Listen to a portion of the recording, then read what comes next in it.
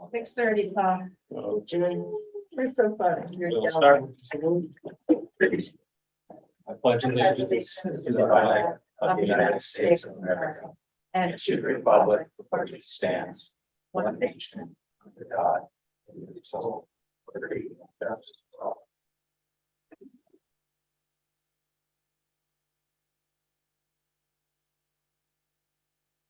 Okay. You've got the roll call? Yeah. Everybody's here. Can I have a motion on the minutes from September 6th? Do I have a second? Second. Okay, any corrections, additions, or comments?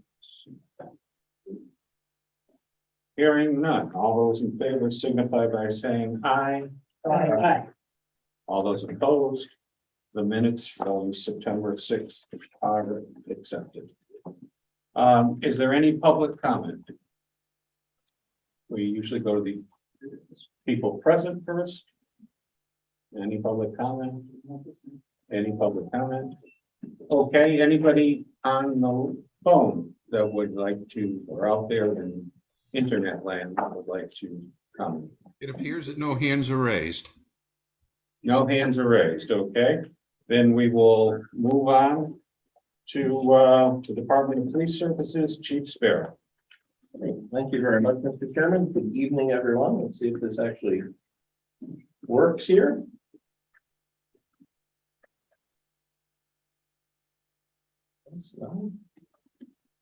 Okay. Well, very nice to be here. Thank you very much for the invitation. It's good to be here outside of budget season to talk to you about some of the stuff going on at the Department of Police Services. This presentation is going to focus on how we're capturing data, new ways that we're capturing data, new ways that we anticipate using the data that we're capturing.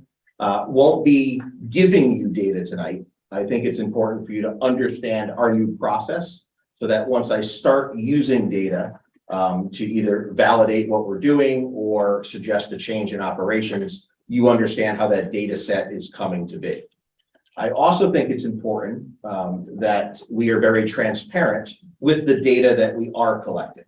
And so every year in budget season, we certainly have the conversation that the Department of Police Services budget is the largest municipal budget. And with that comes additional responsibility.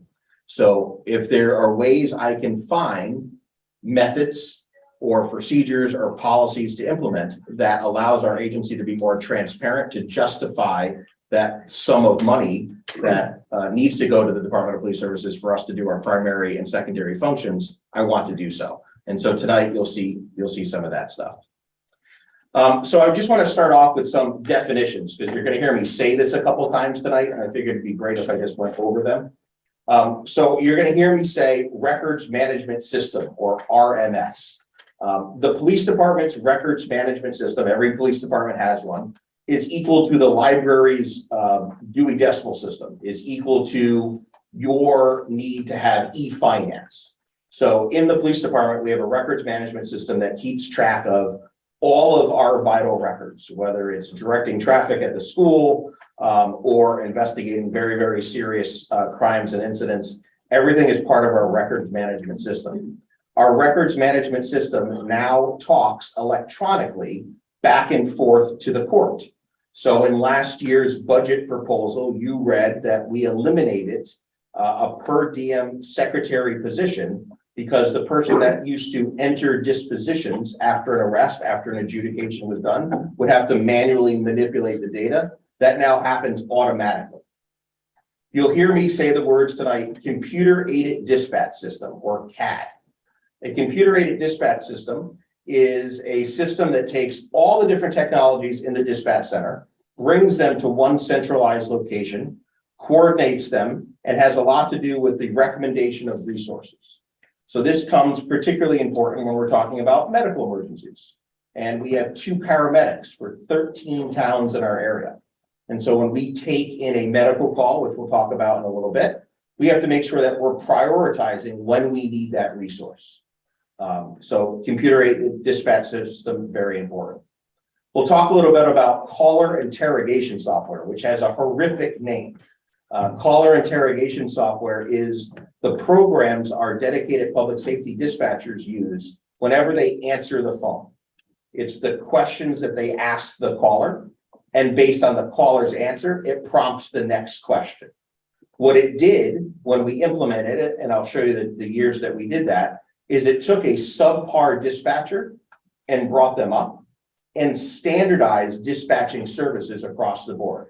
So that no matter when a citizen calls the police department, no matter the time of day, the day of the week, or the dispatcher answering the phone, they get the same type of service, equal to the Big Mac theory. No matter which McDonald's you go to and you order a Big Mac, you should get the same looking meal. We're going to talk a little bit about employee statuses, their primary status and their secondary status. My theory is employees, our police officers and our detectives, are always doing something. What they're doing is what I want to capture. How long they're doing it for is very important to me. And you'll see that involved later in the presentation. And then the final two words, one is incident and one is call for service. They are used interchangeably. So in the public safety world, things that are done are called incidents or calls for service. Our previous records management system called everything an incident.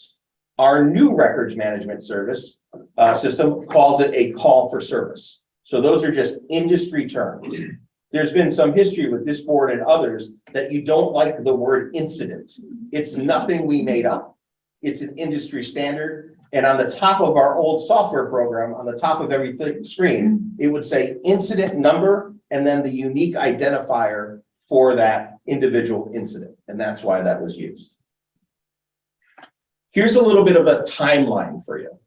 So in 1999, our police department transformed from a records management system that was slightly more advanced than the game of Pong to our first outside vendor called PAMIT. At that time, we did not have a computer-aided dispatch system. We just had our mandatory, what we needed, records management system. So that was the name of the software and also the name of the vendor. In 2004, a new state statute required all emergency communication centers to provide what's called emergency medical dispatching, pre-arrival instructions.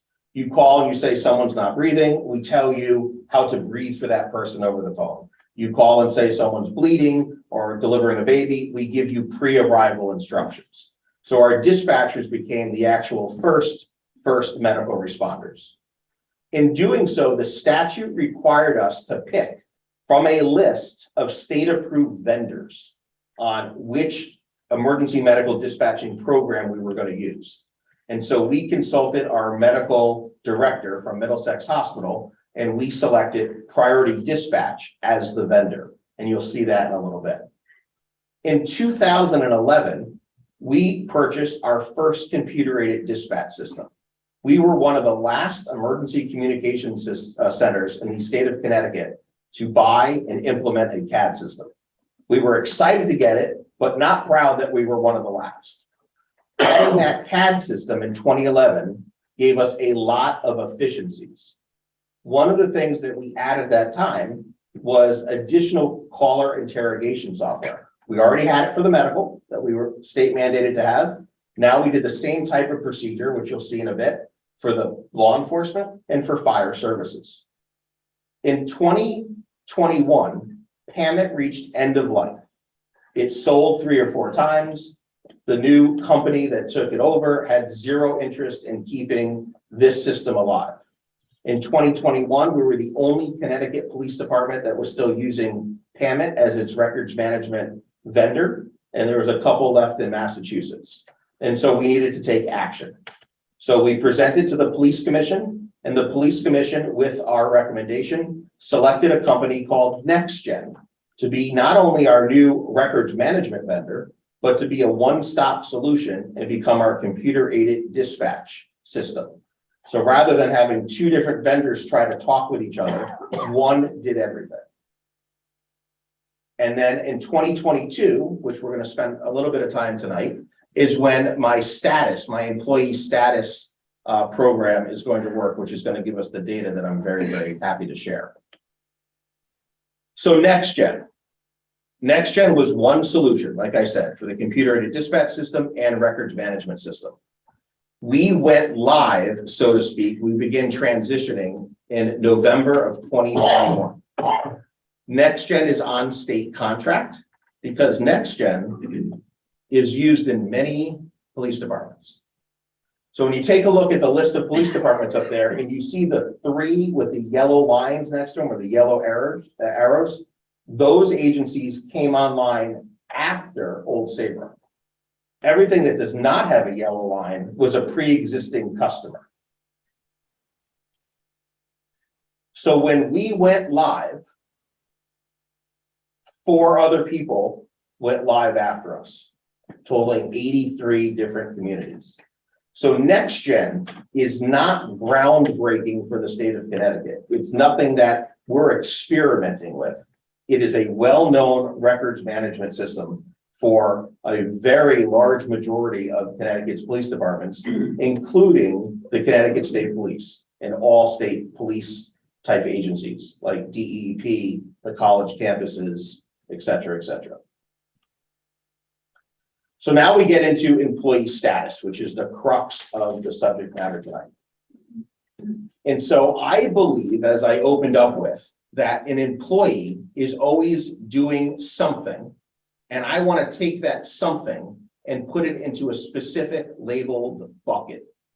So if I was a custodian and I mopped the floor, then I vacuumed, and then I cleaned the windows, those are 3 separate tasks. And I would want to know, if I supervised a custodian, how much time you were spending washing the floor, how much time you were spending vacuuming the rug, and how much time you were spending cleaning the windows.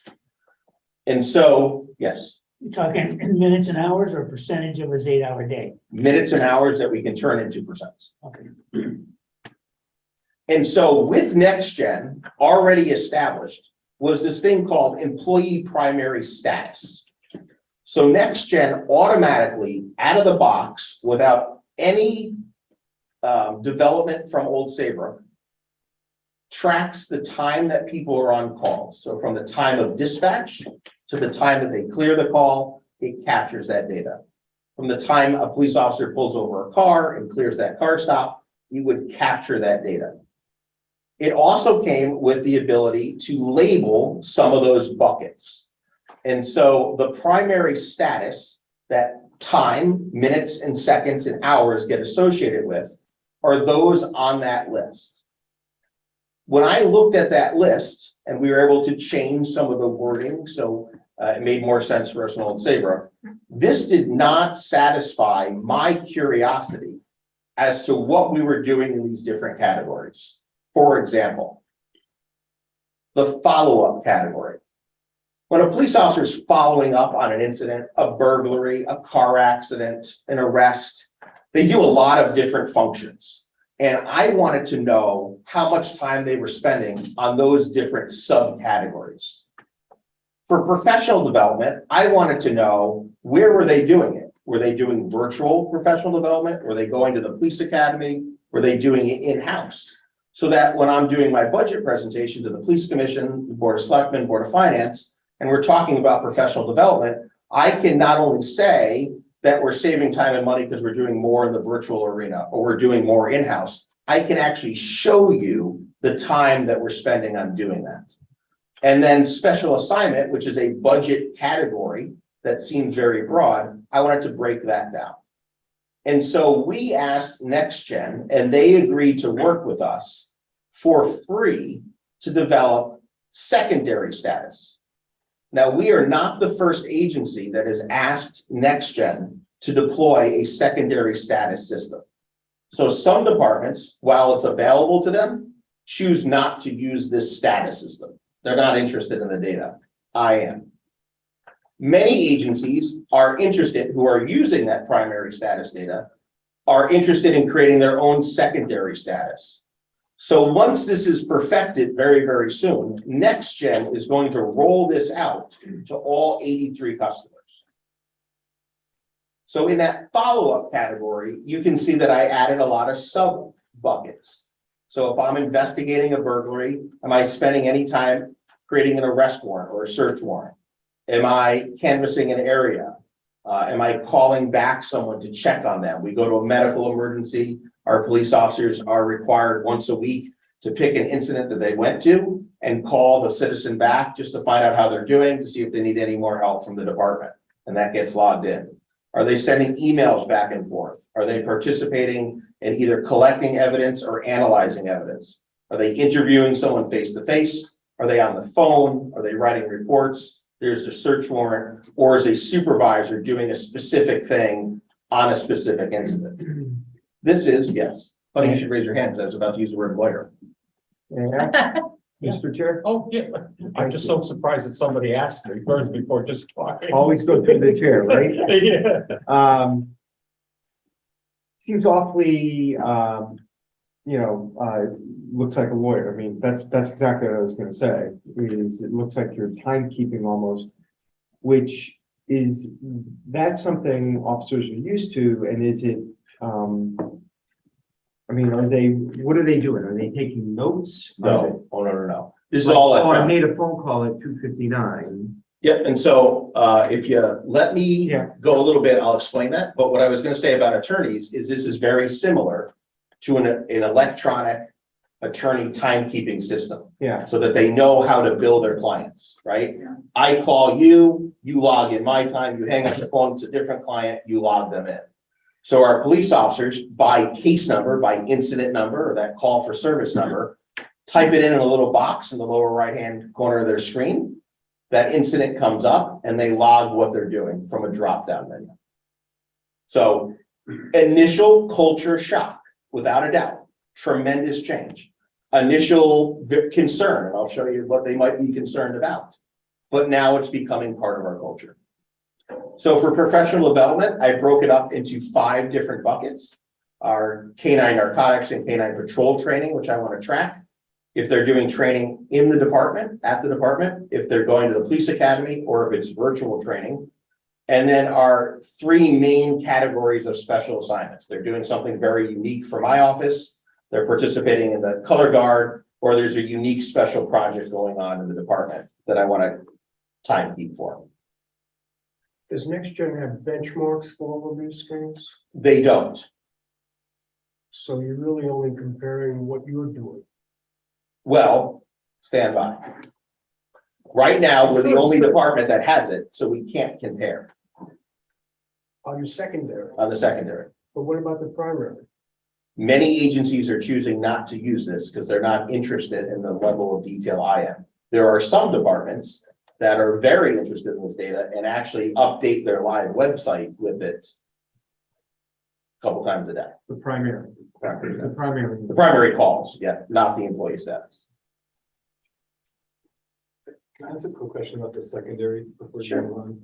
What about community relations? Mhm. An officer gets out of the car, they go to the Parks and Rec basketball court for 30 minutes and play basketball. Where does that fall?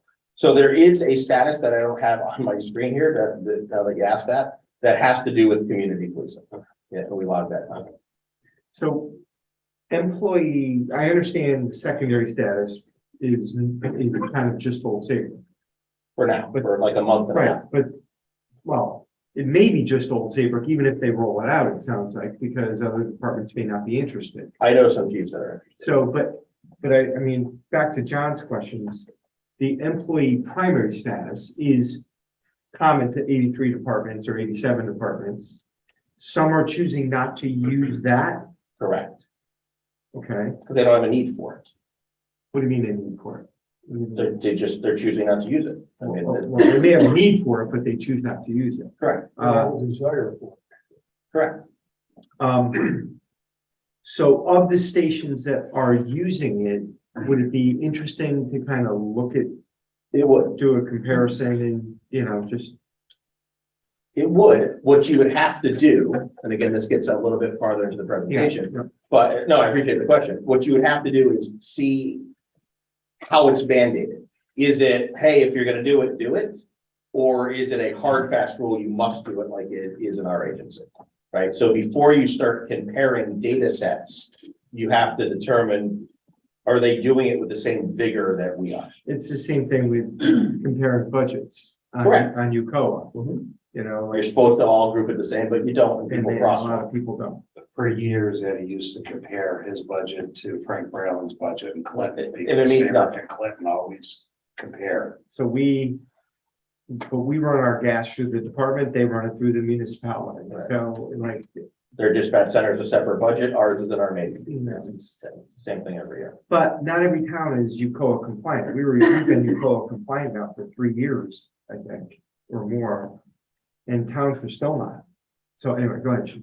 So here are some of the goals of the new data. One is increased employee accountability, both within the agency and for the public. And I'll show you examples of Can I all have these. one more, I'm sorry. Yeah. I'm sorry. So how about, I understand the state of Connecticut. What about New England states? What about countrywide? So their next gen is branching into Massachusetts. So they're really not anywhere else? They're other than- not, they started as a Connecticut company Really? and got absorbed. One of their major clients is the Connecticut State Police and all their constabularies, right? And They did now really well, obviously, in They're- Connecticut. they're doing incredibly well. Now Hard for they're me to branching out. believe that there's not a more standardized system nationwide. So there's not. That's crazy. Completely crazy. No money. We're not gonna develop something unless you pay us to develop. Yeah, but I mean, there has, anyway, I don't wanna. believe So it. I think don't you wanna can stop. see, right, when you go back to those 83 customers, which is a majority of all the municipal police departments, there's just not other vendors out there that are worth anything like this. And so if we want to, I'll give you a great example. The court system is going all paperless. The only records management system that they're going to start interacting with, the first one for multiple years, is NextGen. So if we weren't with NextGen, we couldn't do paperless transmittals to court. So back to some of the goals. One is increased employee accountability, both within the agency and for the public. And again, I'll show you examples of these. 2 is to identify trends so that I could add operational efficiencies. 3, identified areas of professional growth or professional development needs. I see a person goes on a traffic accident and they're taking twice as long to complete their tasks on a traffic accident as every other employee. The data tells me that we need to pull that employee in and say, how can we speed up the process? What do you need? Do you need some professional development? Do you have a question on something? So time management helps us there. Helps us to create future contractual proposals. So we might analyze the data before the next police contract negotiation in 2024 or 2025, whatever it is. And we might say, we need a different type of staffing schedule, mandatory subject of bargaining, but the town can bring to the table data that we've collected that says, hey, your midnight shift doesn't need this many officers, but a new swing type shift that you haven't had would be operationally beneficial for the community's needs because that's the peak time that we need an extra officer on the road. Increased transparency to the public, and you'll see how we're doing that. Employee supervision and oversight, I'll show you examples of that. Monitor and adjust work equity. So we can see how many cases or investigations or things are being assigned to certain police officers. And if one professional has 30 things assigned to them and the other has 3, there's clearly not work equity. And so we need to divide up that caseload a little bit more.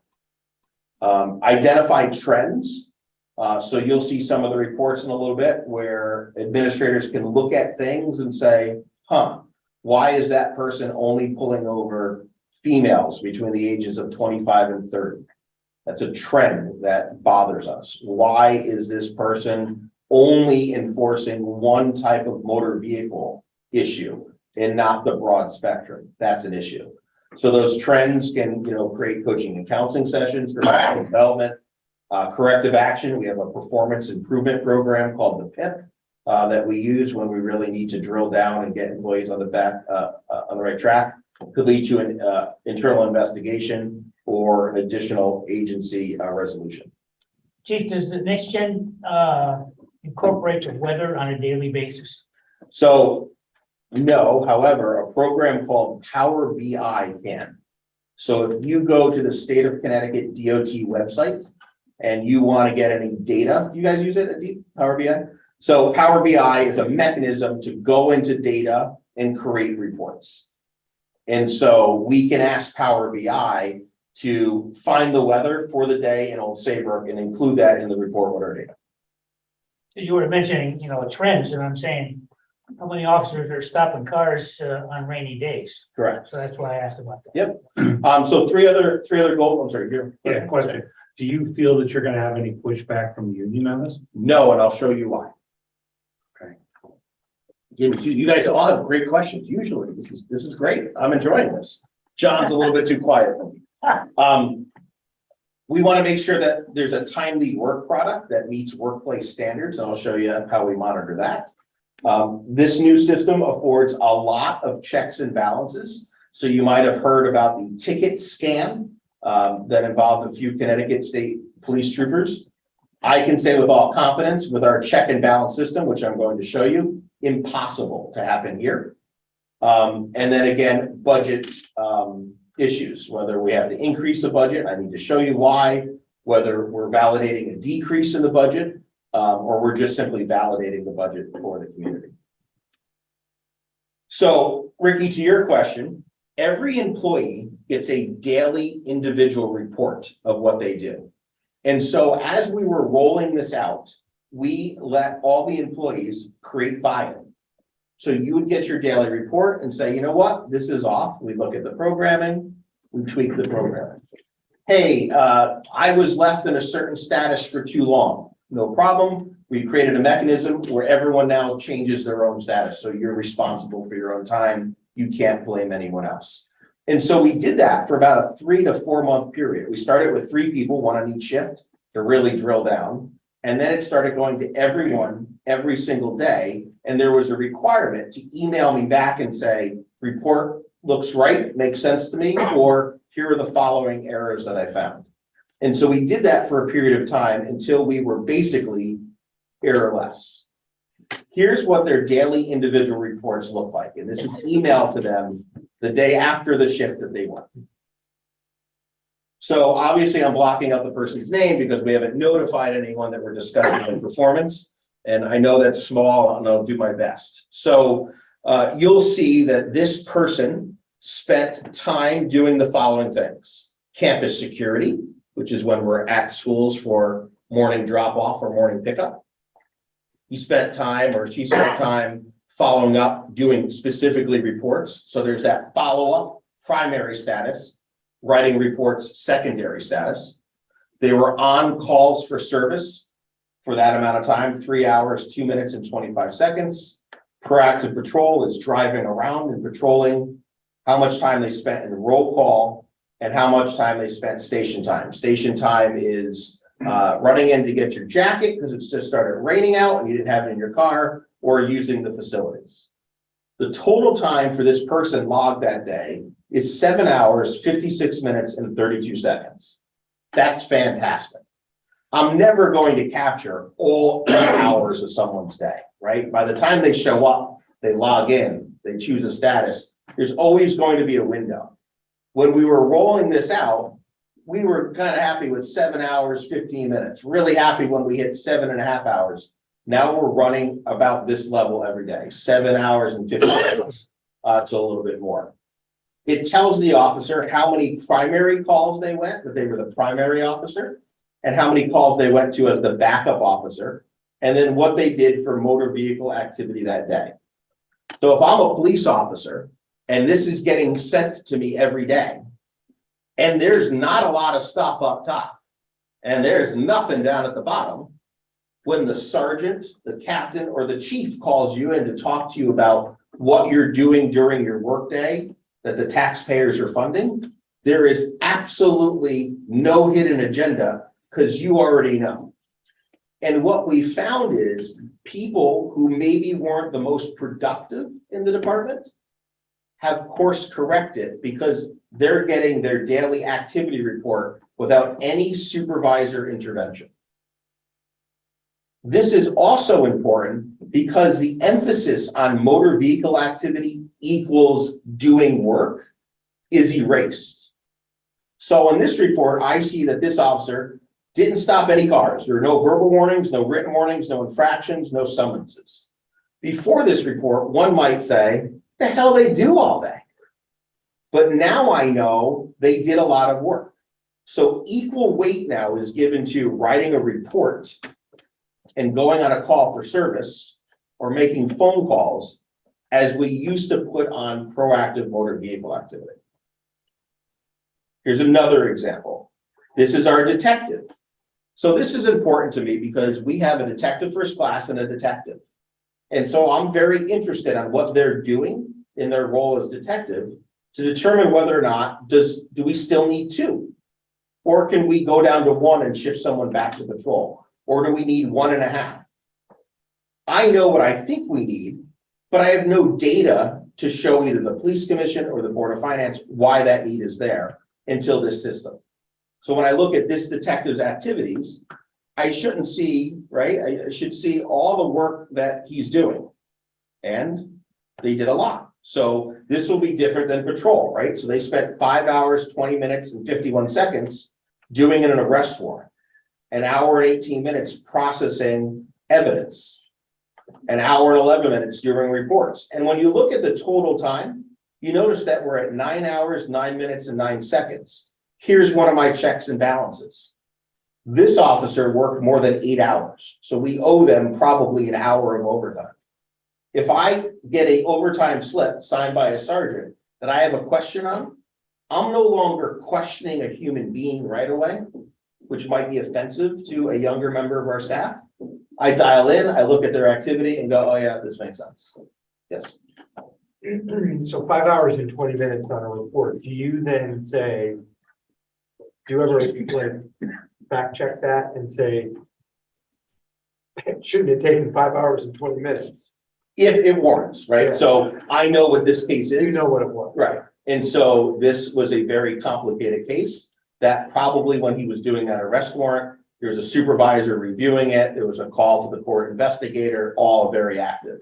But one of the trends we'll see, right? So if I see a DUI search warrant for blood, right, from the hospital medical records after a motor vehicle Which accident, is boilerplate. which is pretty much boilerplate. If I see that takes one employee an hour to do and other employees 3 hours to do, I need to talk to that 3-hour employee and see how I can help them get it down to an hour.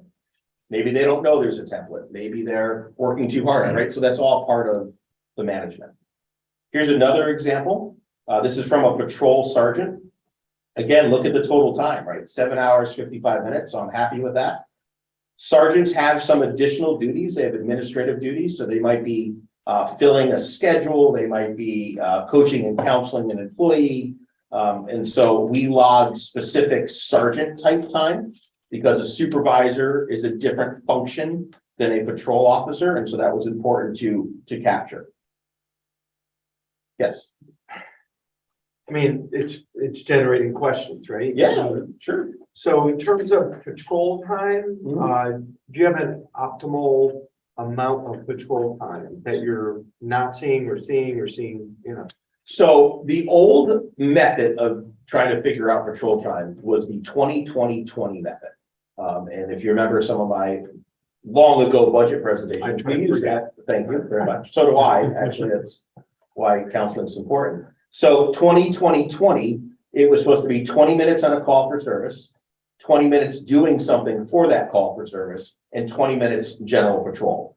Obviously, not within that same hour, but generally over your 8-hour shift. Now that I have a tool like this, I don't go with the generic 20-20-20. I'll be able to print out a report that shows you exactly what we're doing, right? And so there should be more proactive patrol on the midnight shift than there is on the evening shift, because there's more calls for service on the evening shift than there is the midnight shift, right? And so if I see those different trends, that would be an issue. When I talked about, contract negotiations, we might see a thing that from 6 p.m. to 2 o'clock in the morning is prime time, and our resources are always tied up. Well, maybe I need to create that shift that prevents overtime from that guy or gal that gets out of 11 having to work till 2 because that's our caseload. Let's negotiate a different type of schedule to streamline and reduce some overtime. Here's one more example of another patrol sergeant. Again, 7 hours, 57 minutes. You've got some administrative time, some campus security responsibilities. Here's an interesting line that I really wanted to capture, the contractual break. So in the collective bargaining agreement, it allows for 45 minutes for each employee to have a contractual break. If we're not meeting our contractual obligations, I want to know why. One, is it a cop that just doesn't take a break, right? So very often as a patrolman, I would grab something to eat and I drive around my car and eat it. I didn't actually sit down, take out silverware and enjoy a meal. Some people choose to do that, and it's their contractual right to do so. But if I'm noticing that on the evening shift for a week, 2 weeks, no one's eating, that's a problem, because then we're not supplying enough manpower to meet the town's contractual obligation to allow them a break at work. And so that's why we're charting that. When we started this, some of our employees were a little worried. They were like putting stopwatches on and, and that was, when I found out about that, I said, whoa, that's not what we're trying to do. We're trying to watch a trend to see if we're have time to take our breaks, or the calls for service or activity level is so high, we're not able to give our employees a break, which again, goes against our collective bargaining agreement. Yes. Chief, so I got to ask a question. You said how many other agencies are drilling down as far as what you want to do? 0. Okay. So we're the beta site. So I got to ask the question with regards to how difficult it is to retain police officers. Is this the right time to break into something like this? So I think that's a great question. And my response might sound a little bit callous, but here it is. There is no better time than now to ensure the taxpayer that their dollar is being spent properly. And so if there is more oversight during a time of police accountability, then I think Old Saybrook becomes a leader in ensuring that we're maintaining accountability. Are there some police officers that don't like this and would go somewhere else where they're not accountable for their time? Sure, but I don't know if they're actually the people I want. So I don't want the cop that hides behind the building and cringes when the radio crackles and is forced to go to a call. I want them working. I don't want them arresting people 8 hours a day. I want them doing things. And when people ask the police commission, the Board of Finance, Board of Selectmen, a member of the public, which I'll show you in a second, what the heck are they doing? I want to be able to give them something that's credible. This is no different than AI, artificial intelligence.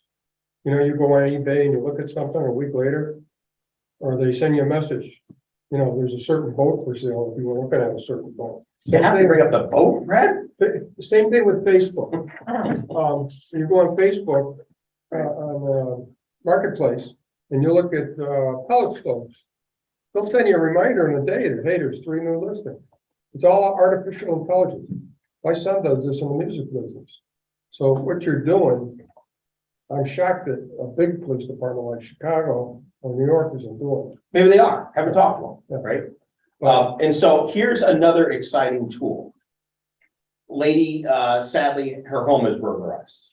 We get a call a week later and says, the hell are the cops doing? No one's called me. Nothing's happening. What are they doing? I can call up that incident. There's that word, incident.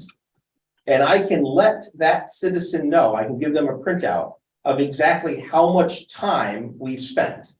So here's a DUI incident. Okay. And so the total time on this incident is 16 hours, 45 minutes. And that's how they spent their time. Now I drill down one step automatically, and I find out who spent time on that case and how much time they spent. And then I find out exactly what they were doing during that time they were on the case. And so this allows me to see how long. Now, remember, when 2 people are working on a task, they're both calculating time, as they should be, because they're both spending time. So if a patrolman writes a search warrant, in this case perhaps, and gives it to a sergeant, and the sergeant's reviewing it, and now they're working together, they both should be logging in time because they're spending equal time doing a task on that incident. So being able to drill down specifically to each and every incident adds value to the citizen, adds value to me being able to supervise from a 40,000 foot level on how we're spending our time per type of case. So. So if I'm a patrolman and I have to go to my sergeant to, I don't know how it works, so I have, I'm writing my report. Yep. And I say, hey, Sarge, I want to go over some things with you on this report. Before another thing happens, the sergeant has to say, wait, let me log in. Like, how does that, So, you know, that's what I'm not seeing. right, so the login How is, cumbersome is the it's login? not. Yeah. It's just really not. It's very simplistic. Okay. It started out a little bit cumbersome, and then we listened to our staff. So I gave our staff direct access to the developer. Don't even talk to me. Go right to the developer and say, hey, if we have to do this, this would be easier. The developer listens, makes the change. And so we've made it as employee-centric as possible while maintaining the overall objective. What are you hearing from your employees? Nothing now, they're just doing it. Chief, this is all accessible, as follow up with Carl, from a laptop, or can they do it with their cell phone? Can't do it with their cell phone, they can do it with the laptop in their car or the computer in the station. So we're back to this caller interrogation thing, right? The 3 versions of the software. So our medical software, we started in 2004, and our police and fire, we started in 2011. And I say that just so everyone knows this is not new, okay? Not new. So every call for service, whether 911, 7-digit line, or a call over a radio from the field, falls into one of these 3 protocol buckets. It's either a police call, a medical call, or a fire call. There are some calls that involve multiple agencies. And for those types of calls, we've made business rules that make sense for our protocols. For example, the police officers are first responders. They go to every single medical emergency. But we don't use police protocol for that. We use the medical protocol. If there's a car accident with injuries that the ambulance and fire department go to, we use the police protocol because the questioning for that for motor vehicle accident captures more data for our dispatchers. And so our dispatchers are trained and certified in all 3 of those domains. And so they have to know generally when a call comes in, what bucket, we're using the word bucket a lot, but what protocol should be assigned. And so there's medical protocols, fire protocols, and there's law enforcement protocols. So the dispatcher first on their own has to identify police, fire, or EMS based on what the caller's telling them and our own business rules.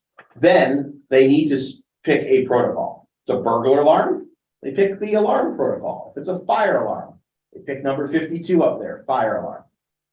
That then launches the caller interrogation software, which becomes part of that computer-aided dispatch system. All the information that the dispatcher has to capture is listed with a blank field. So if someone tells them something in a big burst of information, they have it and they type it in. If they don't have the information, they have to ask it in question form. And so I'm going to show you, I'm going to take you from the beginning very quickly of a domestic violence call that's physical in nature, that winds up in arrest, and I will show how the timekeeping system works with that. So we're kind of building on everything that I've showed you so far. So the dispatcher here chooses a disturbance, and there's definitions here if the dispatcher forgets what a disturbance is. So this is all very, very, they're very well trained and very versed in this. As a question is answered by the caller, the answer to the question gets reversed and becomes a statement and is sent to the computers in the police car, the fire truck, or the ambulance. So as the dispatcher said, this is a disturbance, that sentence at the bottom of the screen appears on the laptop that says, this incident involves a disturbance. And as more information is gathered, right? So is it a second party? Is the victim calling? Is it the suspect actually calling us? We choose one, bam, it goes into statement form and right out to our first responders. Are there any weapons involved? Right, very important question. So different colored font means different things to the dispatchers.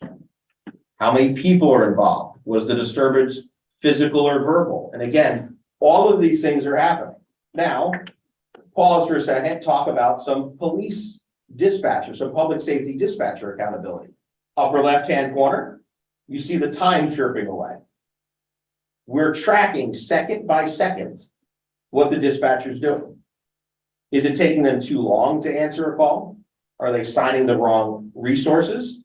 And that's what we have Director Coco doing. He's doing our quality assurance, phone call checks and protocol checks for our dispatchers. It's required by state statute for medical calls, 100% of medical calls. And then we do a percentage of our law enforcement calls and a percentage of our fire calls. That's how we track our dispatchers for quality assurance and quality control. So the dispatcher keeps asking questions. You can see there the different statements that are going to the mobile data terminal inside the car. And eventually that upper right-hand corner lights up and the dispatcher is being told, dispatch this call. Well, the times aren't right on this because we're taking screenshots, so the clock was ticking away there a little bit longer. But from the time that light starts flashing, that's when the software says, at this point, you should be sending first responders. And so we tie that in. Is that when the CAD got the information to send the police officers? And again, that's something we monitor for dispatcher performance. And then it gives them information if we have to disconnect the call. It gives them call ending information on what to say to the caller. So by now we've dispatched the call. The computer aided dispatch center has it. The next gen records management system is already timekeeping. So here is the incident summary for that call. So we spent a total of 19 hours and 25 minutes on that call for service. Remember, that's not one cop spending 19 hours and 25 minutes on that call for service. So let's find out what it is. So there are the different police officers that worked on that call for service. And then I want to find out, okay, what were they doing on that call for service? So I get the overview, I get who was working on the call, and then I get what were they doing on the call. Here are some additional executive tools that we use to manage the agency.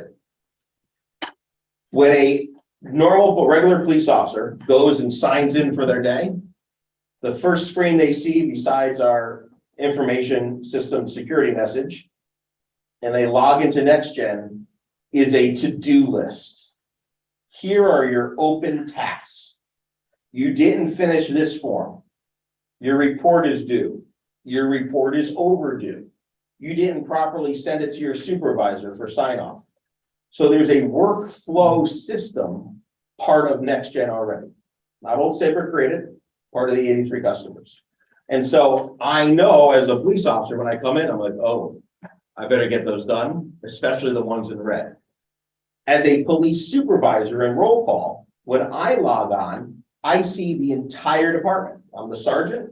I see the whole department. I look out, John's on my shift, and I go, John, you got 3 in the red, my man. Nothing unusual. Nothing unusual. You're staying inside the station until those 3 red are clear. The other 2 of us are taking calls. So it becomes a personnel management tool to make sure that we're meeting workplace expectations, because one of those could be an accident report that a citizen is waiting to get to submit to their insurance company so they can get their car fixed. So this is also a great check and balance system to make sure that we're keeping up with expectations. Here's another tool. So NextGen has what's called a canine card, and this will keep track of what our canines do. And so there's some standardized categories.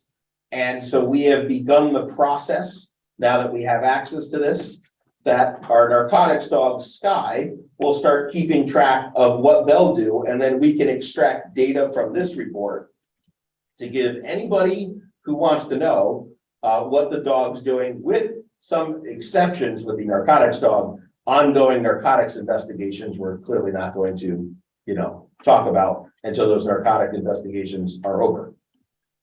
Question. So does it drill down as far as, if they did a track, did they find the person? did they do a narcotic sweep and find narcotics so that it supports the credibility of the dog? So what we'll be able to do, see where it says CFS no for number, call for service number. That'll wind up being a hyperlink that we can go into that case and find the resolution. By law, the canine officer has to always do always has to do a separate entry, a separate report. And so that's the way that we'll be able to log that information in. You know, I'm just thinking for credibility, for Mhm. future arrests, for Yep. justification. Here's another tool. So our press release used to be used, or used to be created by our dispatchers. Dispatchers would get all the activity of the day. Dispatcher would figure out what was releasable to the public, open up Microsoft Word, go to our stationery and start typing. Our press releases are now done automatically. The only thing the police dispatcher has to do is print one to have available to anybody who wants to come in the station to ask for it. So through NextGen, we created a report that is grammatically correct, that searches the cases for the day, finds a type of statute that is releasable to the public, gathers the information that we're required to have, name, date of birth, age, race, address, and puts it in sentence form in chronological order. At 7 o'clock every morning, the midnight shift sergeant on their way out gets to see this. And if they look at it and there's blanks or the paragraph doesn't read right, that's because an officer didn't completely enter all the right information. And so that's a check and balance for them to say, uh-oh, we messed up. We didn't fill all the fields in perhaps. Or somehow, some way you got around a check and balance. Here's my second one. You got to go in and add that information. I also get this sent to me automatically every morning at 7 a.m. One of the ways that I get to supervise the agency. I read the press release the second it's issued. I too get to see if there's a mistake, because part of my job is to supervise the sergeant who should be looking at this. And if there's an error and the sergeant hasn't taken action, well, the sergeant wasn't doing their job. So it's just another way of accountability. Every morning, right at 7 o'clock, I, the captain, and the master sergeant, so 1, 2, 3 of the agency, are emailed a report that I call the last 24. So Ricky, Tommy will remember the old-fashioned log. What this is a complete printout of everything that happened in the agency over the last 24 hours. Who we interacted with, what we did, and the officer's report, whether they wrote one or not. It gives us a very quick 20,000-foot overview of what happened in the agency over the last 24 hours. We then get an additional report, all of the supplemental reports that were done in the last 24 hours. So if I see someone's activity report, they have no car stops, they've gone to no calls for service, but they have 6 hours logged in for reports, what should I see? Reports. And that'll show up in this report. So between the press release, the last 24, and the supplemental report, we can track what officers are doing. It also adds an efficiency to our review, that we're not manually opening up each and every individual case. We have one document that we can scroll through on our computer to read. We've also worked with NextGen to reestablish the activity report that we used to give to the police commission. And so if you go online and you look at the police commission packet, you will now see an activity report. Used to do one, stopped for a while, now we're back, which is great. So the public gets to see, as month and month goes by, what protocols were selected by the dispatcher. So you can monitor how many burglar alarms we got, or how many motor vehicle accidents you have. This is given again to the police commission each month and posted online. As part of that report, we log in all of our proactive activity. We stop and talk to someone, find out what they're doing. If we get a patrol check, remember all of this is always excluded from our staffing formula. That's why we broke it out like this. And then administrative things, also numbers that have nothing to do with staffing formulas, but they're important to see what we're doing. Traffic events, so that's directing traffic. Motor vehicle enforcement. We added this new line of attempt to stop. when we started chasing the stolen cars out of town because we're not allowed to pursue them anymore. Marine enforcement, and then fire and EMS calls. Your motor vehicle enforcement, does that also break down to male, female and race? Stand by. I'll get to that. I also have another report called zero status. Zero status is when, say we have 3 police officers, a sergeant and 2, what we have tonight, a sergeant and 2 patrolmen working the evening shift. They are all consumed with an activity that they cannot break from or it'd be difficult to stop doing to respond to another call. So not their break, not writing a report. Maybe 2 of them are out of medical and 1 of them's out of disturbance. I've asked the computer to start keeping track of how long we're completely unavailable and during that time, how many calls are pending. Because if we're completely unavailable for 20 minutes, but there's no calls pending, it's not a disaster. If we're unavailable for an hour and there's 4 calls pending, well, then we're not meeting a service demand. I track this with our old CAD, so this is nothing new. I've tracked this with their new CAD.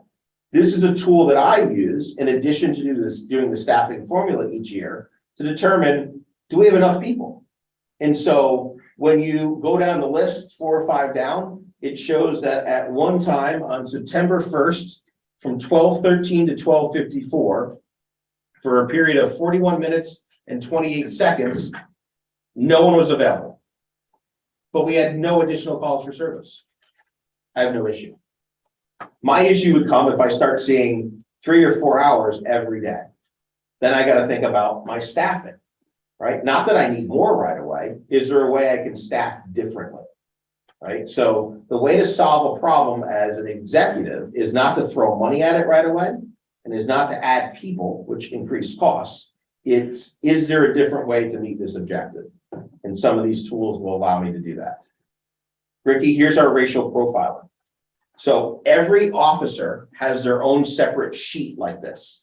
It'll tell me their total motor vehicle activity, and it breaks it down by race, ethnicity, and I believe we also have resident versus non-resident, and how long the stop was.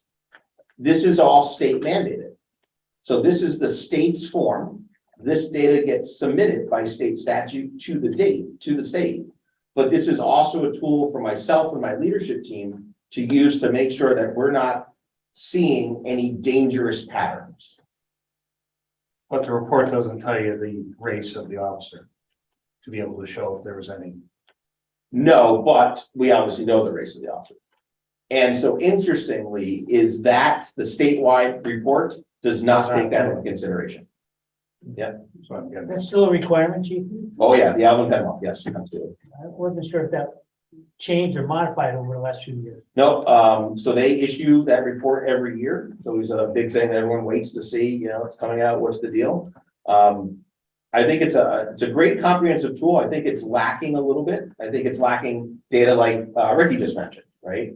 Or it doesn't take into account for a community like ours, maybe the seasonality of some of our stuff, or towns that have service workers that may be of a specific race or ethnicity that are traveling during a specific period of time by the nature of their profession.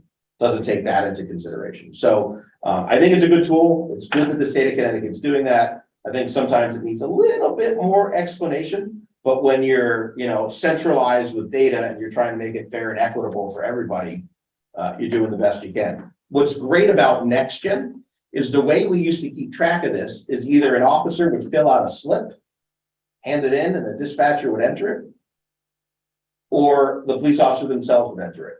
Now, you can't leave the traffic stop function. You can't close that process until you enter the data that's required by the state. Chief, are they still issuing paper tickets? No, so it's all e-ticket now. E-ticket and e-warning. Summonses are still paper, but everything else is not swiped, typed in, and then you get a printout, and then that's sent electronically to centralized infractions. I mean, the motor vehicle operator, do they get something in their hand? They get a printout, they get a receipt. So imagine you go to CVS and it's like, 15 feet long. By the time you get all your coupons, you get an equally long e-ticket or e-warning. But no longer are we doing a paper transmittal to centralized infractions. It's all automatic. So the officer's not handwriting a ticket anymore and giving it to the operator. It's Nope. all off the computer screen. In fact, the state has asked to discontinue the process of doing any paper handwriting. Just a couple comments, and I say this as somebody that's been a dispatcher, obviously. And has been down this road before, and somebody that's been a caller calling in. I gotta tell you, the interrogation questions that you have, depending upon when you're talking to somebody in the incident, are frustrating as all can be. All So my response to that is, it's more frustrating to you because of your experience. It's actually helpful to people who calling 911 for the first time is a monumental event in their life during a crisis. And so the dispatcher is supposed to be able to recognize some of that stuff and go through the questioning a lot quicker. And that's what I was gonna say. I recently had an incident where basically a guy almost fell on his face. He was so drunk, got behind the wheel, right out here in front of town hall. By the time we hit Gray Hammock Road, thank God she did not go through that rigmarole. She listened to what I had to say and what was going on. He was stopped a short distance later, and it did turn into an altercation with your officers, and they handled it very well. But if she had gone through that rigmarole, there is no question in my mind that that person would have been inside their house and done.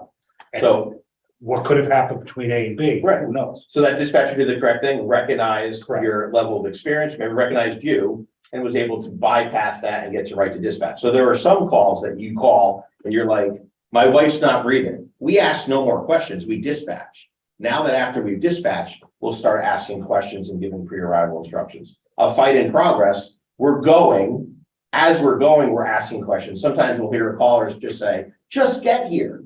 Well, they're driving, the dispatcher doesn't leave, and so they're trying to get more information for the first responders. So the only question I had was, it seemed like she was real quick to get me off the phone. Mhm. And I don't know if she's trying to close that out. No, you don't have to close it out. That can stay open until the end of the call. Okay, so it wasn't like she was trying to close it out to send the information. No, as soon as she sends a police officer, that logs in that she's done that task. Because it didn't appear that it was happening right away. It seemed like there was a little bit of a lag, but I didn't know if she had to wait until she filled those boxes and sent it. Not at all. Okay. But aren't the questions, isn't that a standard? It is. Yeah, I mean, it's not. Yeah. So Rick, somebody asked a question, I think you did earlier, and I don't know that you got to it. Union. Yes. So, yeah, so no pushback because they were involved in the creation of this daily report. So they helped me create and perfect this. But there's also, management does have the right to. We have the right to monitor our personnel. Exactly. Oh, so, yeah.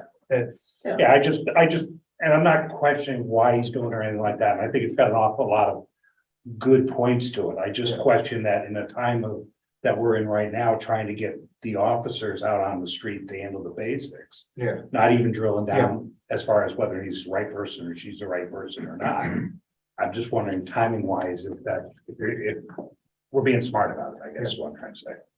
but no union pushback. And we put in a time clock system here 3 years ago. And honestly, the union screamed and yelled a little bit, and it's like, what, we can't have you clock in and clock out, and so we can't, of course. There is going to be a new agenda item tonight, and it's going to be to make sure that we cover how long the future presentations of the police department are going to be. Now, because if he keeps going with this, we might as well bring knapsack and a sleep back. It's September. Good time to do it. Good time to do it. I do have a question. The last slide you showed about you don't have to go back to it, but the profiling page. Yes, yeah. That page was specific to one single officer, correct? Everyone gets their own page.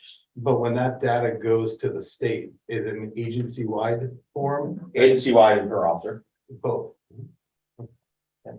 Because if you don't identify at an agency level a bad trend, the statewide report will identify it for you. And so if you have a bad trend, you want to be able to identify, address the issue long before the annual report comes out.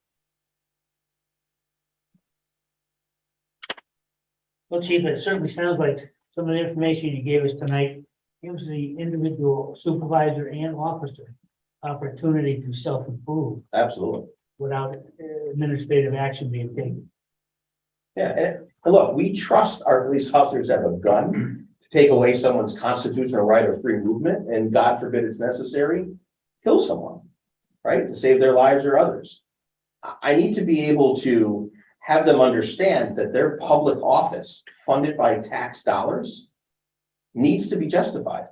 And so when we talk about no union pushback, we also need to identify that my law enforcement professionals recognize that we're in a changing climate. And part of that change is to become more accountable for what they do during the day, right? So no other profession has a camera on their chest all day long. And very few professions are keeping data like this. We've never received pushback when we instituted body cameras long before the statutory requirement. And we had some grumblings, right? Maybe one person leaving the door said, I don't want to be supervised like that. My response to that is, well, what are you doing? Right? It was like when we installed cameras in the town hall. Everyone was all nervous about it. What are you nervous about? If you're doing your job, then that's what the camera is going to catch you doing. And so this is a supervisory tool that I think, if it's used effectively, will be good. Self-improvement is important. If every day I'm calling cops and going, what'd you do yesterday? That'd be a horrible place to work. I haven't spoken to one person yet about their activity report. Not one, other than fixing how the data is coming in, because they're all self-adjusting. So anecdotally, and you can probably speak empirically, but anecdotally, I'll tell you that I used to get calls, why can't, the accident report, it's been like 4 weeks. And I can't get, I need that accident report. And I thought that was interesting because as first selectman, I used to get calls. Not only, I know lawyers want these too. Insurance companies, next day insurance companies. But do you find that is the case, that reports are perhaps being done? Oh, much more timely. Yeah, much more timely. Because I could, and I can show you every single report I can write. I can just run a list, like a bad boy list, right? Everyone that's in the red. Yeah. I don't need to do that because my sergeants are looking at it every day. And if they don't mention it, when you log on, which you have to do because you're doing work that day, it tells you what you're doing wrong. So for, someone that's making between, $60,000 and $80,000 a year during their job, to be self-accountable is expected. It's also got a double-edged sword now that you bring it up. Depending on how many people you put on a case, you're going to put a price tag to each one of the cases now. Absolutely, without a doubt. Right, and so you can use this data to do a lot of different things. You could add the weather, right? You could add the dollar amount of how much each incident costs. I'm interested in knowing the data that we can really do something with, right? So if one call was $1,000 and another call was $750, well, I can't figure out how to do that more economically because based on who was dispatched, who was working that day, there are different step levels according to their salary. It's not like I can call somebody up who's not working and say, hey, come in because you're cheaper to go to that call, right? That'd be a violation of the contract. But I think there's a lot of efficiency. We've already gained efficiency without a doubt. But I think that there's a lot of efficiency checks or adding efficiencies that we can do, like the automatic transmittal for court. I don't even do anything about that, that this system will allow us to do. Chief, I see in the future, if you gather more data, that you'll be able to use this to compare two officers and help them where possibly the more senior officer takes less time for a cat in a tree call. Whereas the junior officer doesn't bring his own ladder to get up in a tree, where the senior officer brings his own ladder to get in the tree. And it cuts down on the amount of time that it takes to get the cat down. So that was just a sample, and I wasn't being facetious about it, just a sample of, I can see where this could be helpful. We do send the fire department. That's the fire department. That'd be a union issue. But listen, so 3 of you on this commission have former law enforcement experience, right? And when you worked, you all knew the police officers that milked a case, right? They got assigned to something, he's laughing because he's picturing people that I know of, because I dispatched. That would take forever to do a task that someone else would take 20 minutes to do. It takes them 2 hours. The only recourse we had back then was peer pressure, right? That was it. Now we have a technological oversight that is sent to the individual for them to see it in black and white, sent to their immediate supervisor and their ultimate supervisor. It has done wonders for increasing efficiency.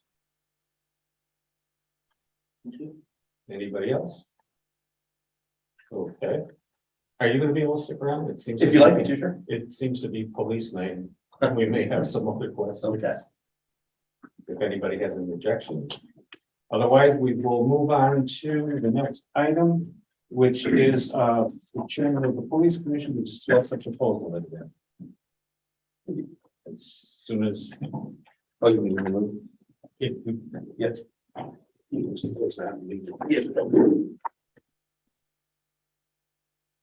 Good evening. Chuck Wilcox, Chair of the Police Commission. That was a fascinating and I think very important presentation that Chief Sparrow just gave you.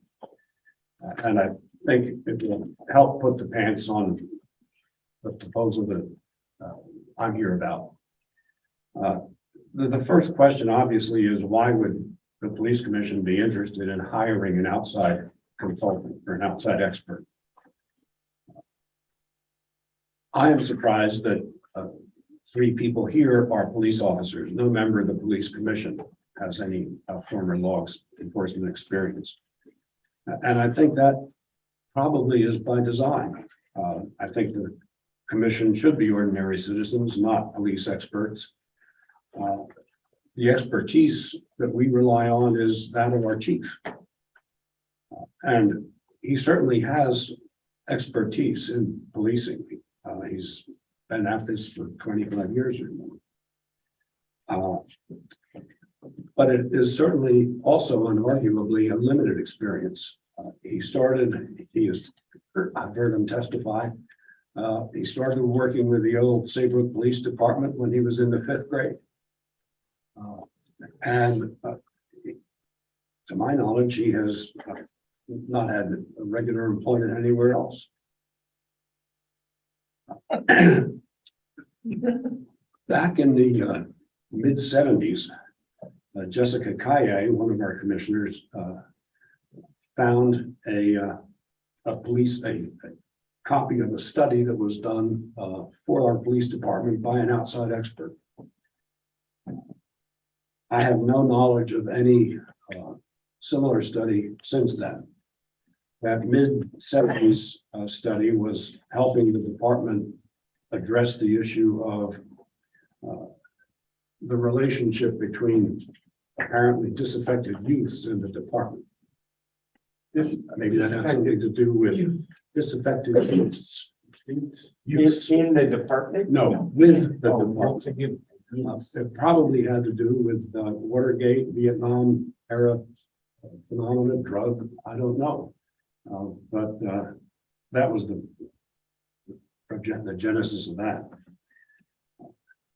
And it seems to me prudent, at least once in a generation, if not once in a decade, that we take 1% of our annual budget and use it to assure ourselves in the community that we are spending the 99.9% well and wisely.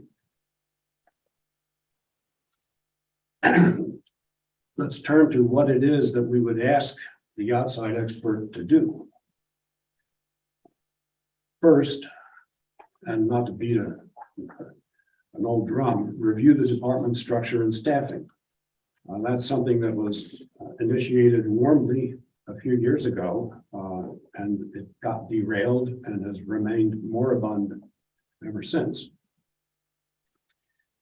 Second, I would ask an outside expert to help the commission come up with a methodology for annual evaluations of our chief's job performance as his contract with the town requires. Third, I would hope an outside expert could help the commission assess turnover within the department. You will remember the issue of turnover got a lot of attention last year. And it seems to be occurring again this year.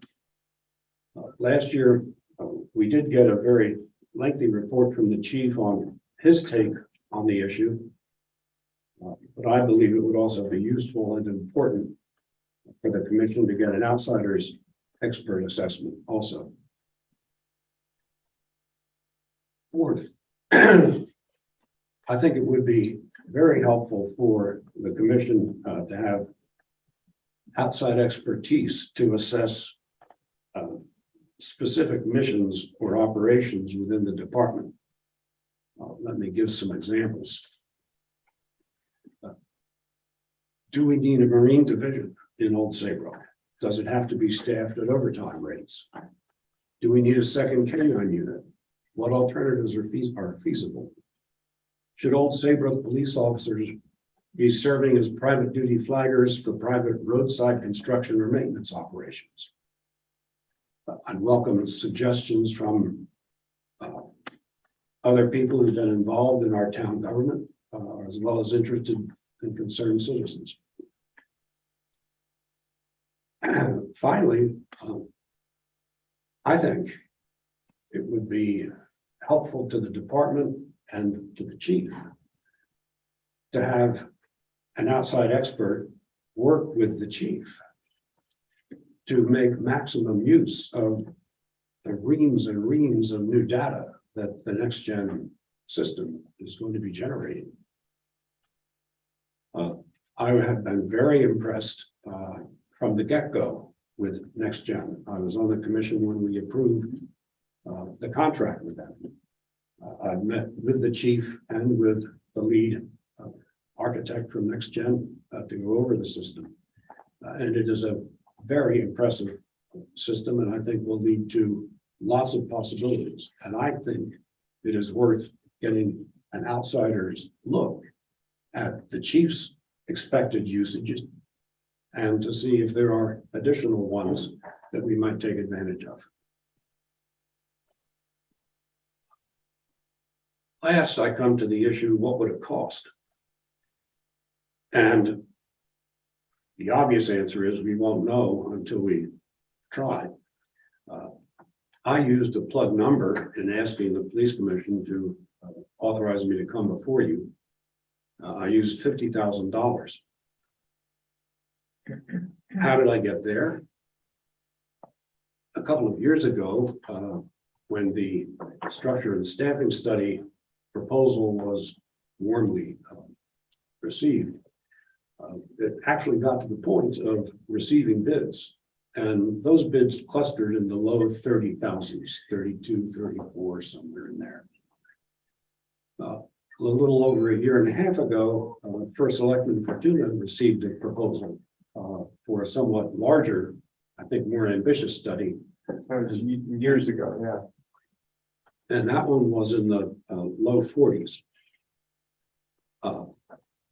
What I am envisioning here is even broader. I don't think it's all that much broader because basically it's tapping expertise that's already there. It doesn't require, I wouldn't think, a lot of spade work. So that's how I come up with 50,000.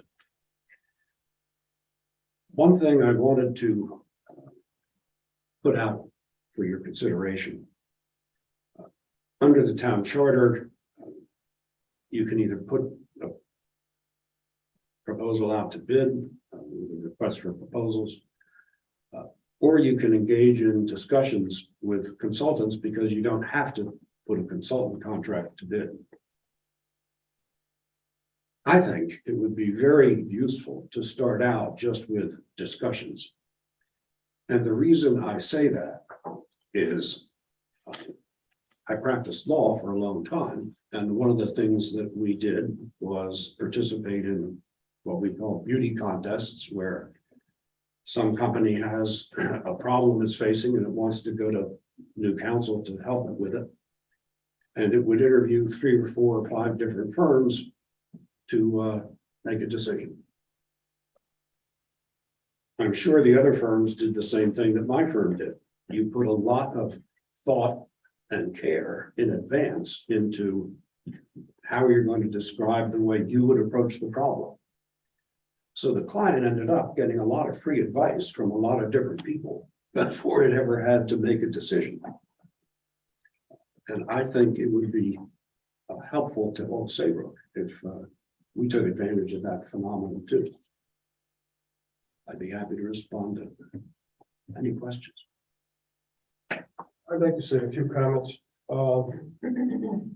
Today with employees, turnover is everywhere. It's in all types of businesses.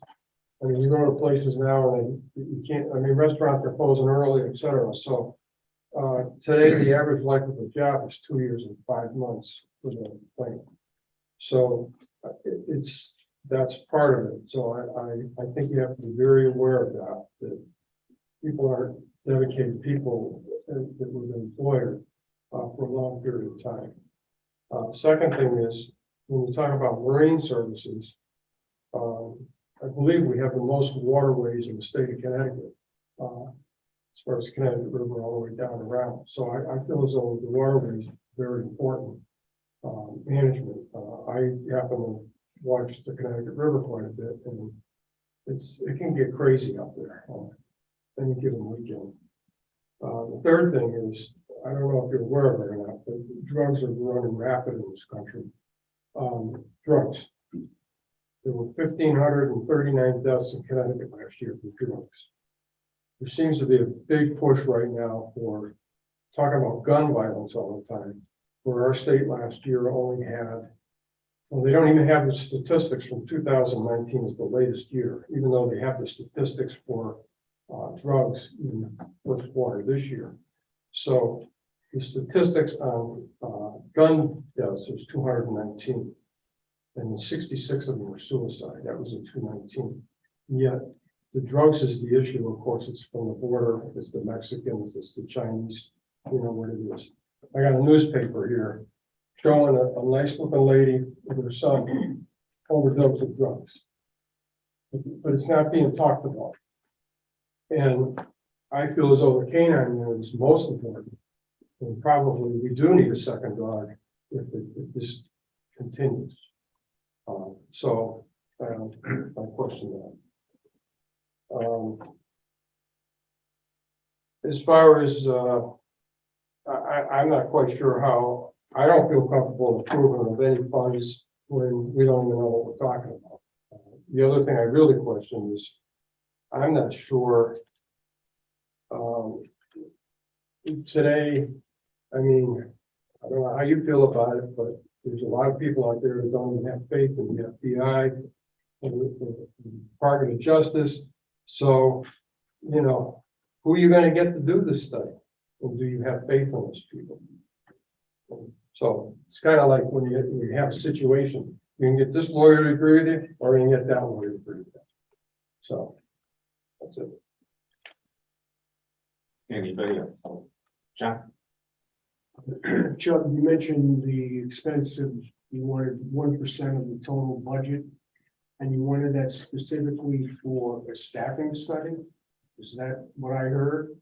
No, Okay, no. I said 1% of the year, 1/10 of 1% of the 10 years. To every 10 years, take a look and see if you're getting, you know, the most wisest use of your funds. And that was for the full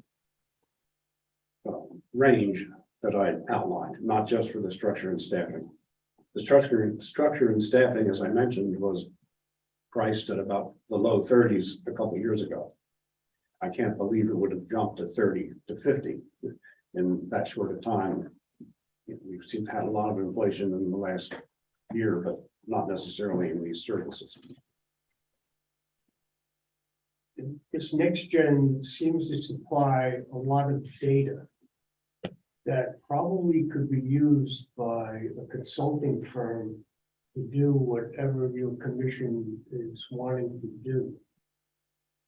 So is that what your intention is, to use the data from the next gen to try and do some kind of a study? I would think that by the time we went through the process of identifying, contracting with, bringing on board a consultant, we'll probably have 6 to 9 months of data. So yes, that would be, So you would use next gen? for sure. Thank you.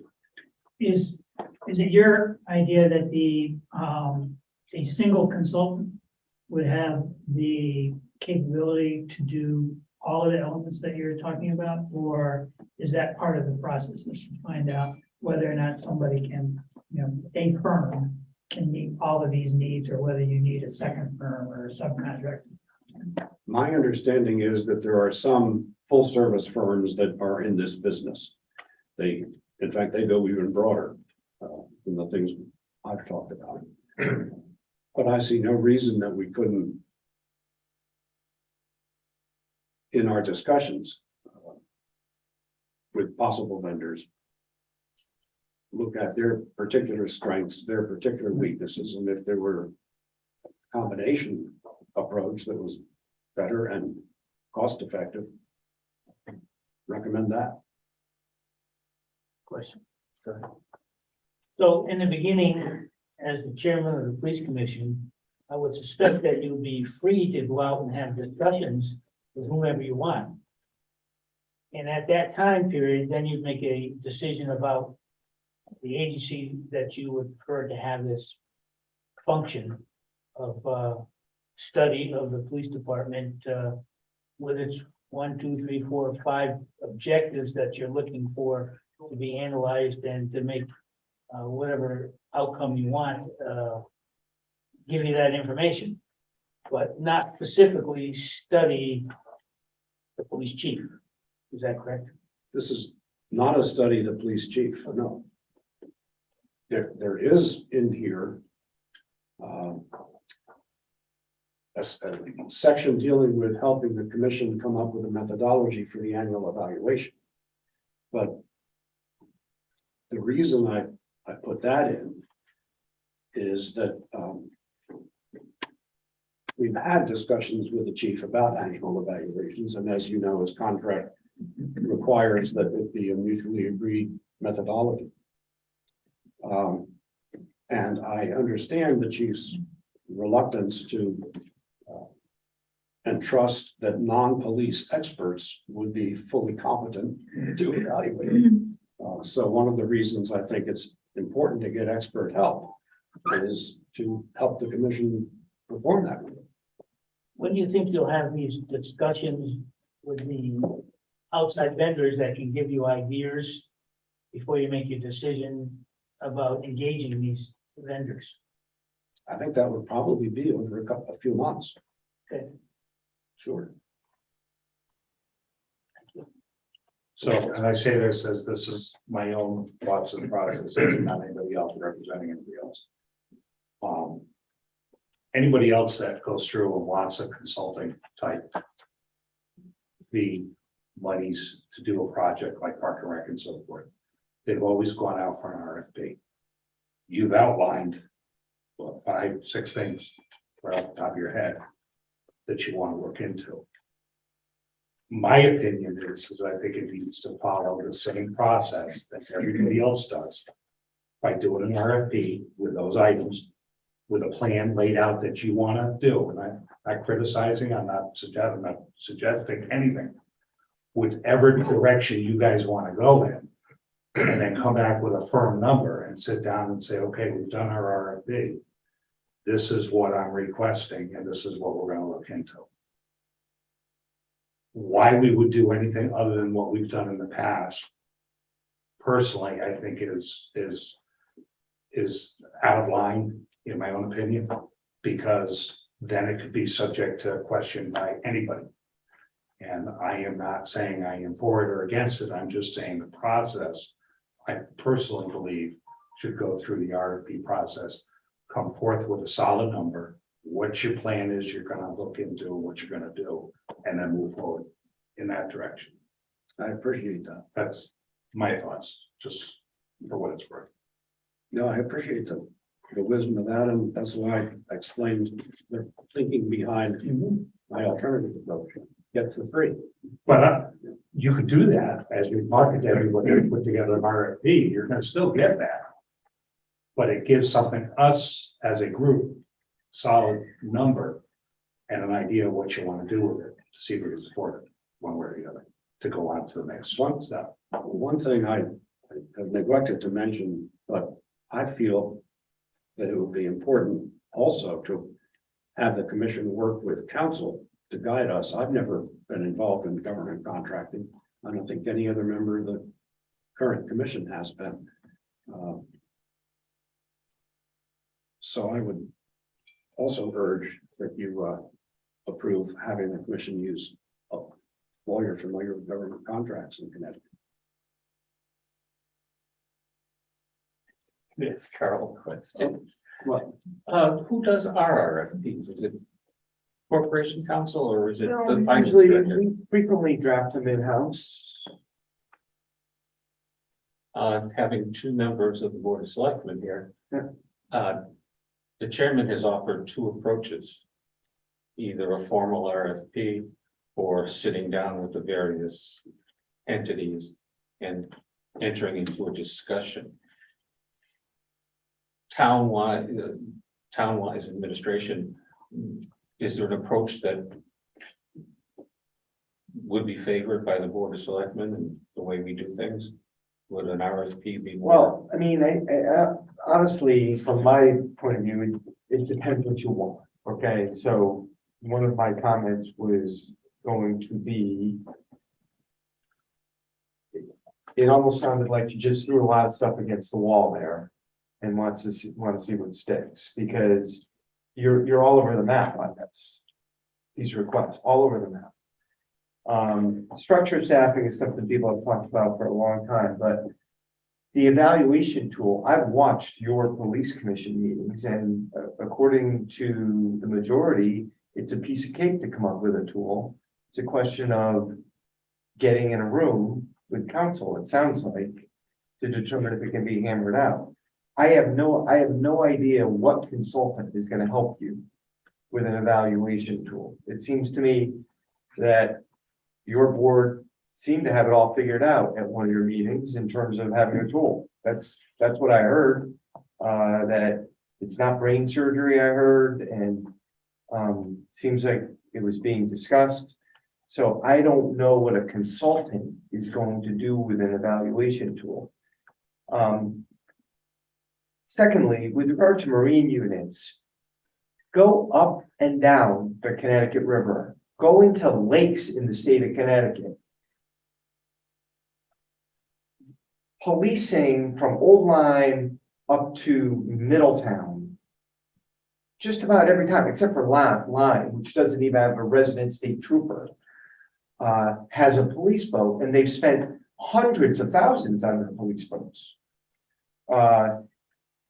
Westbrook and Clinton just got police boats. I mean, Old Saybrook has 9 marinas. I mean, for the amount of money we spend, 50 grand or maybe 50 grand plus, I don't know, on policing, I don't know where the argument, I don't even know where the discussion comes from on marine policing in this town. When you hear about, people getting run over and killed in Chicago, I mean, in Lake Michigan. It's happened here. Yeah, I mean, it's so, but that would almost be you can almost survey towns from here to Cromwell about marine policing. I can do a survey through the COP, and you'll see that we would be an incredible outlier, and towns around us would probably come to Board of Finance meetings to demand it. Because I think it would be a dereliction of duty for us to do any less than what we do, to be honest with you. Flaggers is not something a consultant is going to help you with. That is something that would have to be negotiated.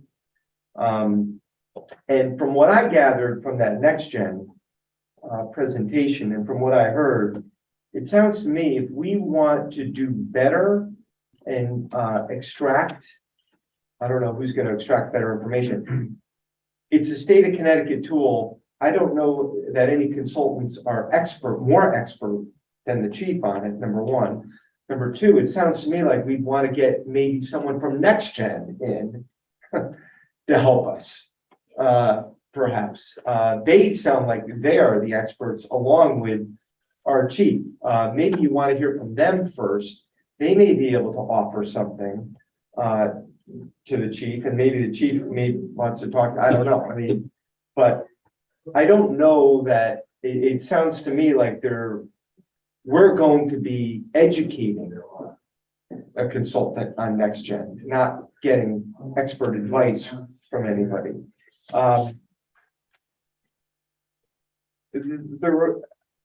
The request is so all over the map that you couldn't put it in an RFP, this. I don't even know how you could without, and you get such a wide variety of odd responses. I don't know what you want to do with it. If you're going to do an RFP, I would say you should limit the topic and discuss it, get a number and move on. In terms of turnover, I don't know again what an expert is going to tell you on turnover. I just don't, or what are they going to start interviewing or do something that anybody else can't do? I don't know that an expert is going to help this department with turnover. It seems to me officers not only are leaving, but I mean, it's already been raised how people aren't going into law enforcement. We just saw what happened in Madison, which was they're down 3 cops suddenly. That's a crazy scenario. But I think you're all over the map here. And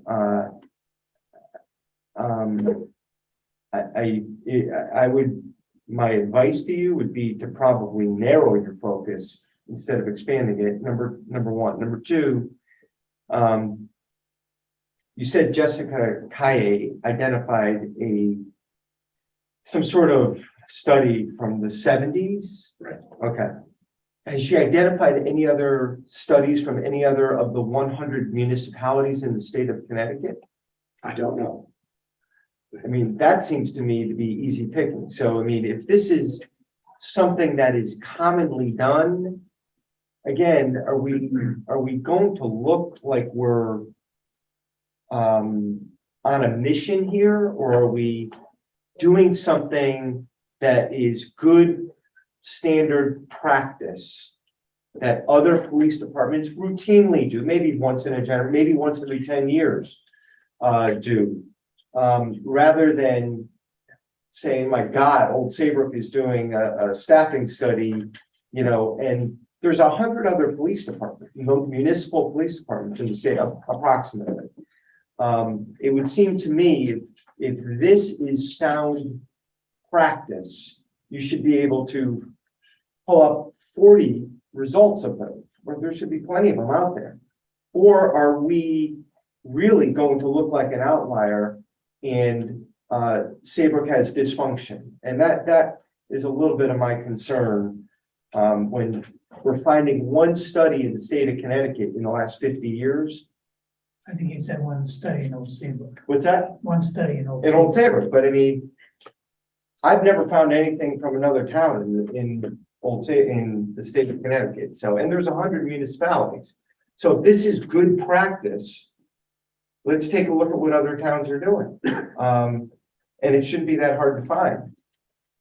But I haven't found it. I have a question. If we start doing this with the police department, are we gonna do it with the school department? Are we gonna do it with the building department? It's getting to be, are all these boards and commissions are we gonna start challenging the selectmen? I mean, I don't know. We just spent $50,000 on the study of the park and rec, so there's precedent for having studies.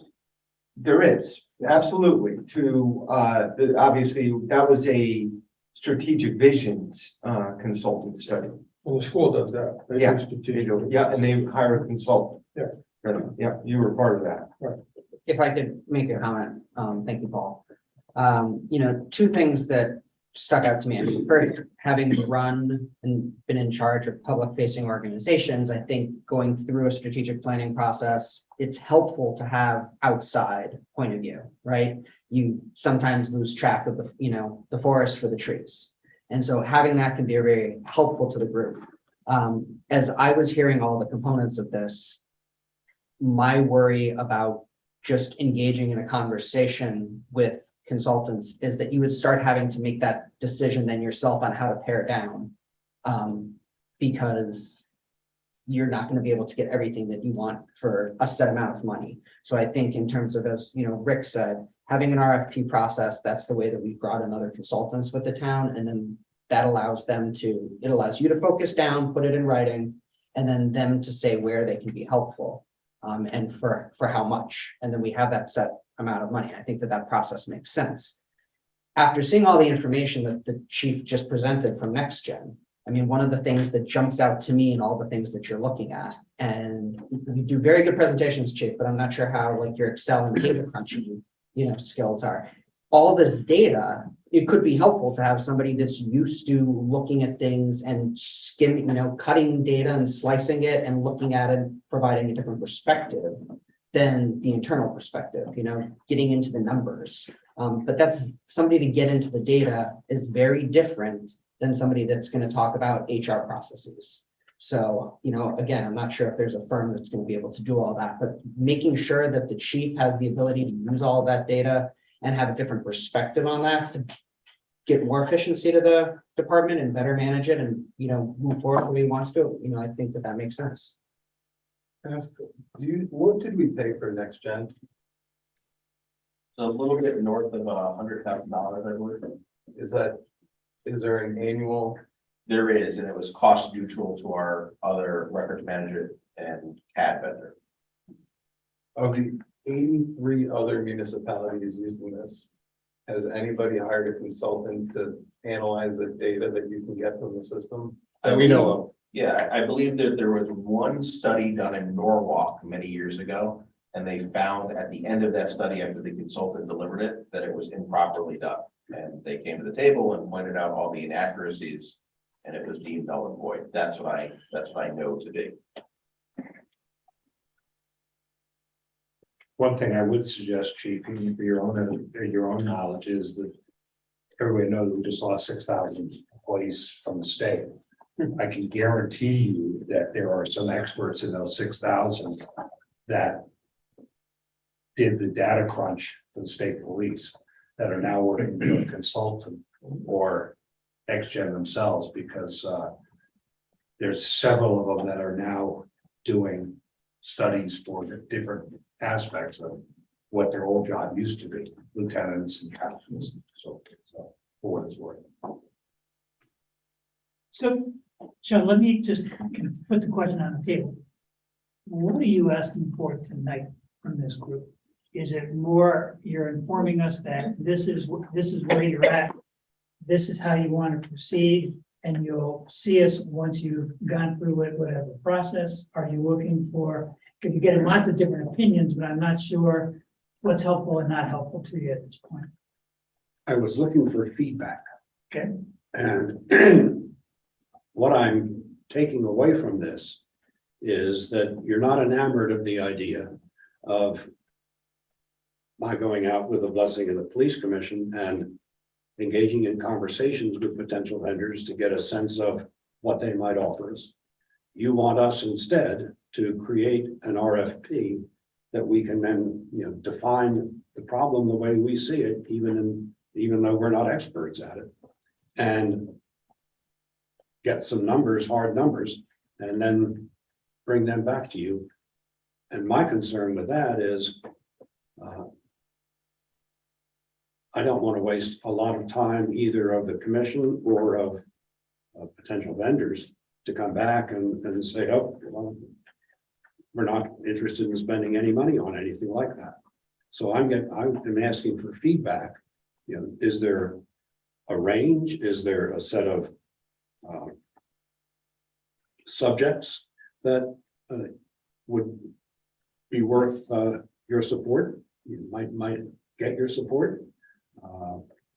I got from Mr. Thorpe that you think a second canine dog for drug searches would be useful. It's my understanding that that's not the use that the chief had in mind for a second dog, but you know, that's something the commission. No, what I've said is that with the drug situation getting worse by the day, that it could be a time when we want a second dog or narcotics. I understand that. That's what I'm saying. I was just out in Seattle and San Francisco. And if you think we have drug problems, wow. People collapse on the street from fentanyl. What happens here too? I mean, that. Yeah, Listen, I hear what you're saying. I hear what you're saying.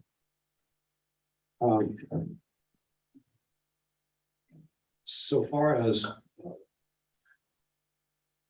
well, I think this, yes, I've asked for everything that I could think of. And I could certainly pare it down and prioritize.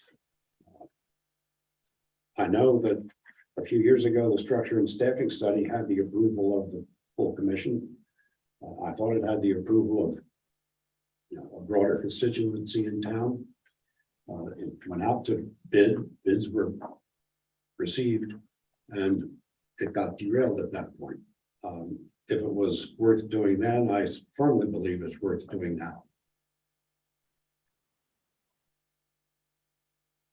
In terms of finding experts who can help the chief and the department with the next gen data.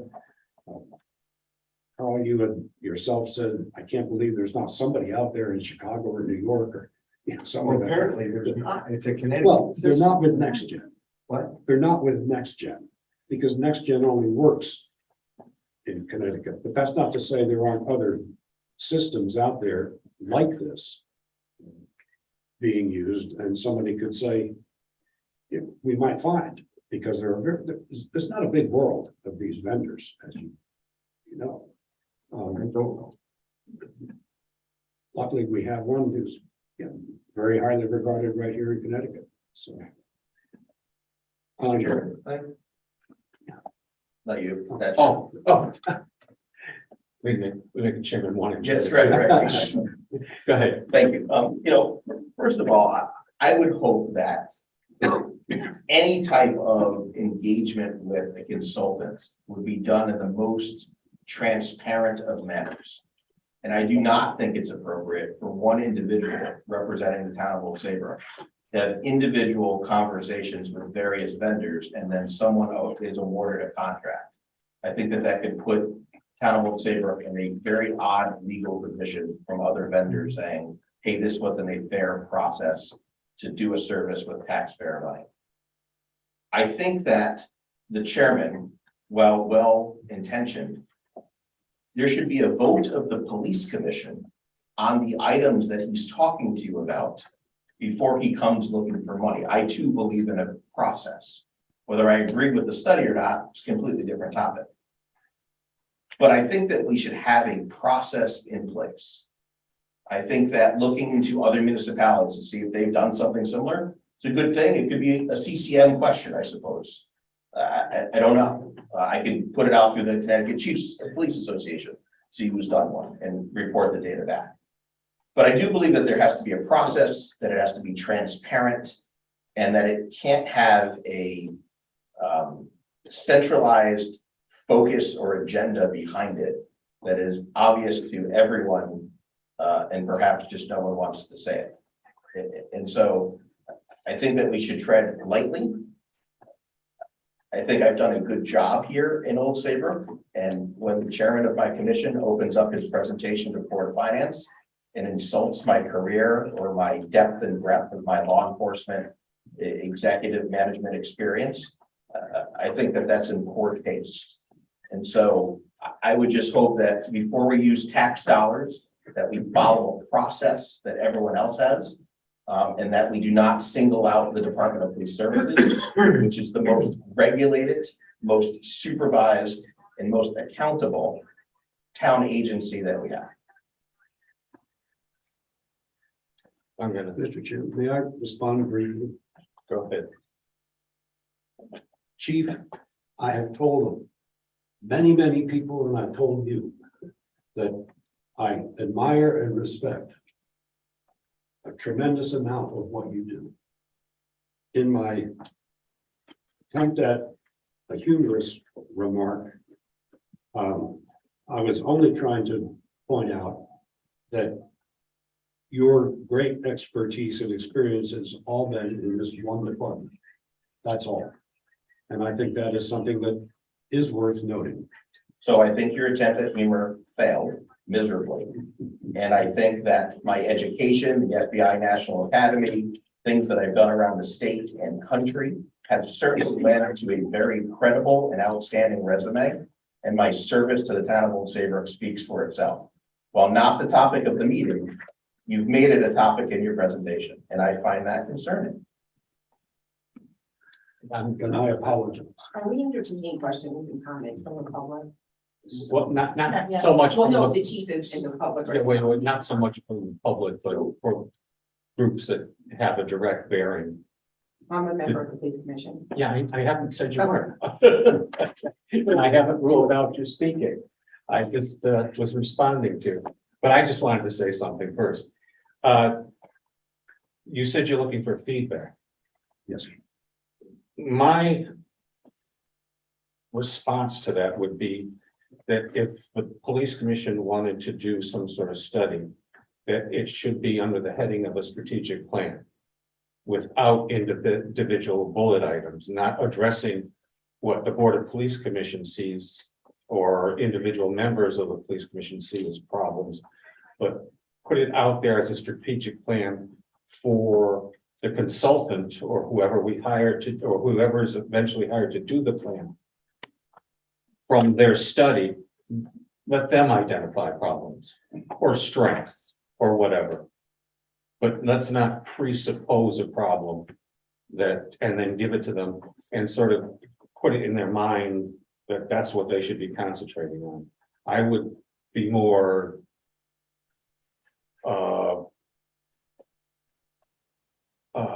in favor, whatever you want to say, if something, it was like a strategic plan that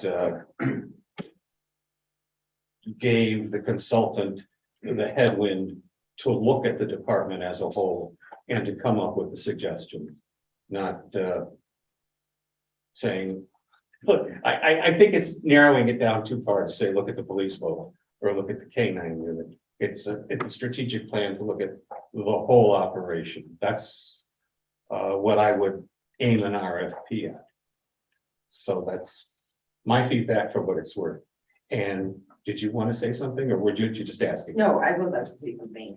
We're talking about this like this is some new idea, and we did go through the whole RFP process. We had vendors, we had, actually, the chief wasn't happy with what the vendors proposed first. He sent a letter, we got new proposals. And then when nothing was, like everything's at a standstill, our vice chair decided to reach out to the companies to get the ball rolling so that we could have meetings with these companies. That apparently tainted the entire RFP, and it came time to vote if we're gonna continue it. Carl was on that commission, that subcommittee at the time, and Carl did vote with me to keep it going. Unfortunately, we're outvoted. I think everyone is kind of nitpicking at little things. When you're looking at the staffing and structural, Chuck said Marine Division in terms of using the overtime. Well, is that really that big of a deal to say, can we staff this in a different way that we're not using overtime? K9, we just started getting data for K9. So yeah, those are questions. If you don't have any data, how can you want us to support getting another dog? I'm not saying if I support it one way or another, but these are all questions, and now you guys are nitpicking at every single one. I mean, this is not new. This is not new. We've worked on this. We went all the way through the process. I'm in favor if it has to be an RFP. Carl wrote the last one. He has a copy, and if he doesn't, I have a copy for him. And it sounds like that's what everyone's suggesting, is that we go that. All I'm saying is that it should be a general RFP for a strategic plan. And then as you're going through the process, I'm sure that any strategic plan is going to, a consultant is going to interview the various commission members. And you could raise your issues then, but I don't think that that would be appropriate to put into the RFP, other than a general outline of a strategic plan. I don't No, think I understand that, but the gist I'm getting from everybody here then is, if I'm not correct, please tell me, is that you would rather see us go the RFP route. Just a comment. First of all, Renee, you talked about all these RFPs and everything else. First of all, we as this Board of Finance has not seen what you're talking about. No, I So understand. with all due respect, your frustration is with your commission and what's happened in the past. This particular board has not seen what you're asking to see. I think what the chairman's asking for is to maybe not be so specific about the Marine Division when you're talking about $50,000 and you're talking $1 million budget. I mean, come on, let's look at the bigger picture here. Let's look at, a broader spectrum where you might get some more people that can actually do the consulting the right way. And instead of having to herd a bunch of cats on a subject, be specific, come with an RFP so that it could, you've got people that have talked to you about it. Maybe you'll learn something in the process, but hone it down so that it comes to us with what you really want and what the cost is. I understand that, and I understand that. I don't think any of you were on that subcommittee, but the selectman does know what I'm talking about and kind of made it sound like maybe you didn't. But he's not the one that votes on the money. I understand that, but I was, it's just from the. With all due respect, I mean, nothing to Carl, but you're making that general statement to everybody sitting up here. And Carl's the only one that was part of it. I don't know anything about it. I wasn't here. I didn't reject it.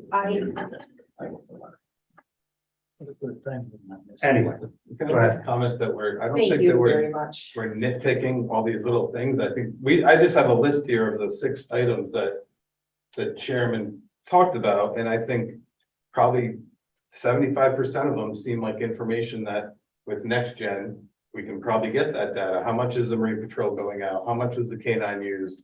How many officers are on private duty? I mean, it seems like from what we just saw, a lot of this can come from that. We did And I'd that. be curious, like I mentioned before, of the 83 Connecticut municipalities using the software, how many of them hired an outside firm to help them analyze the data?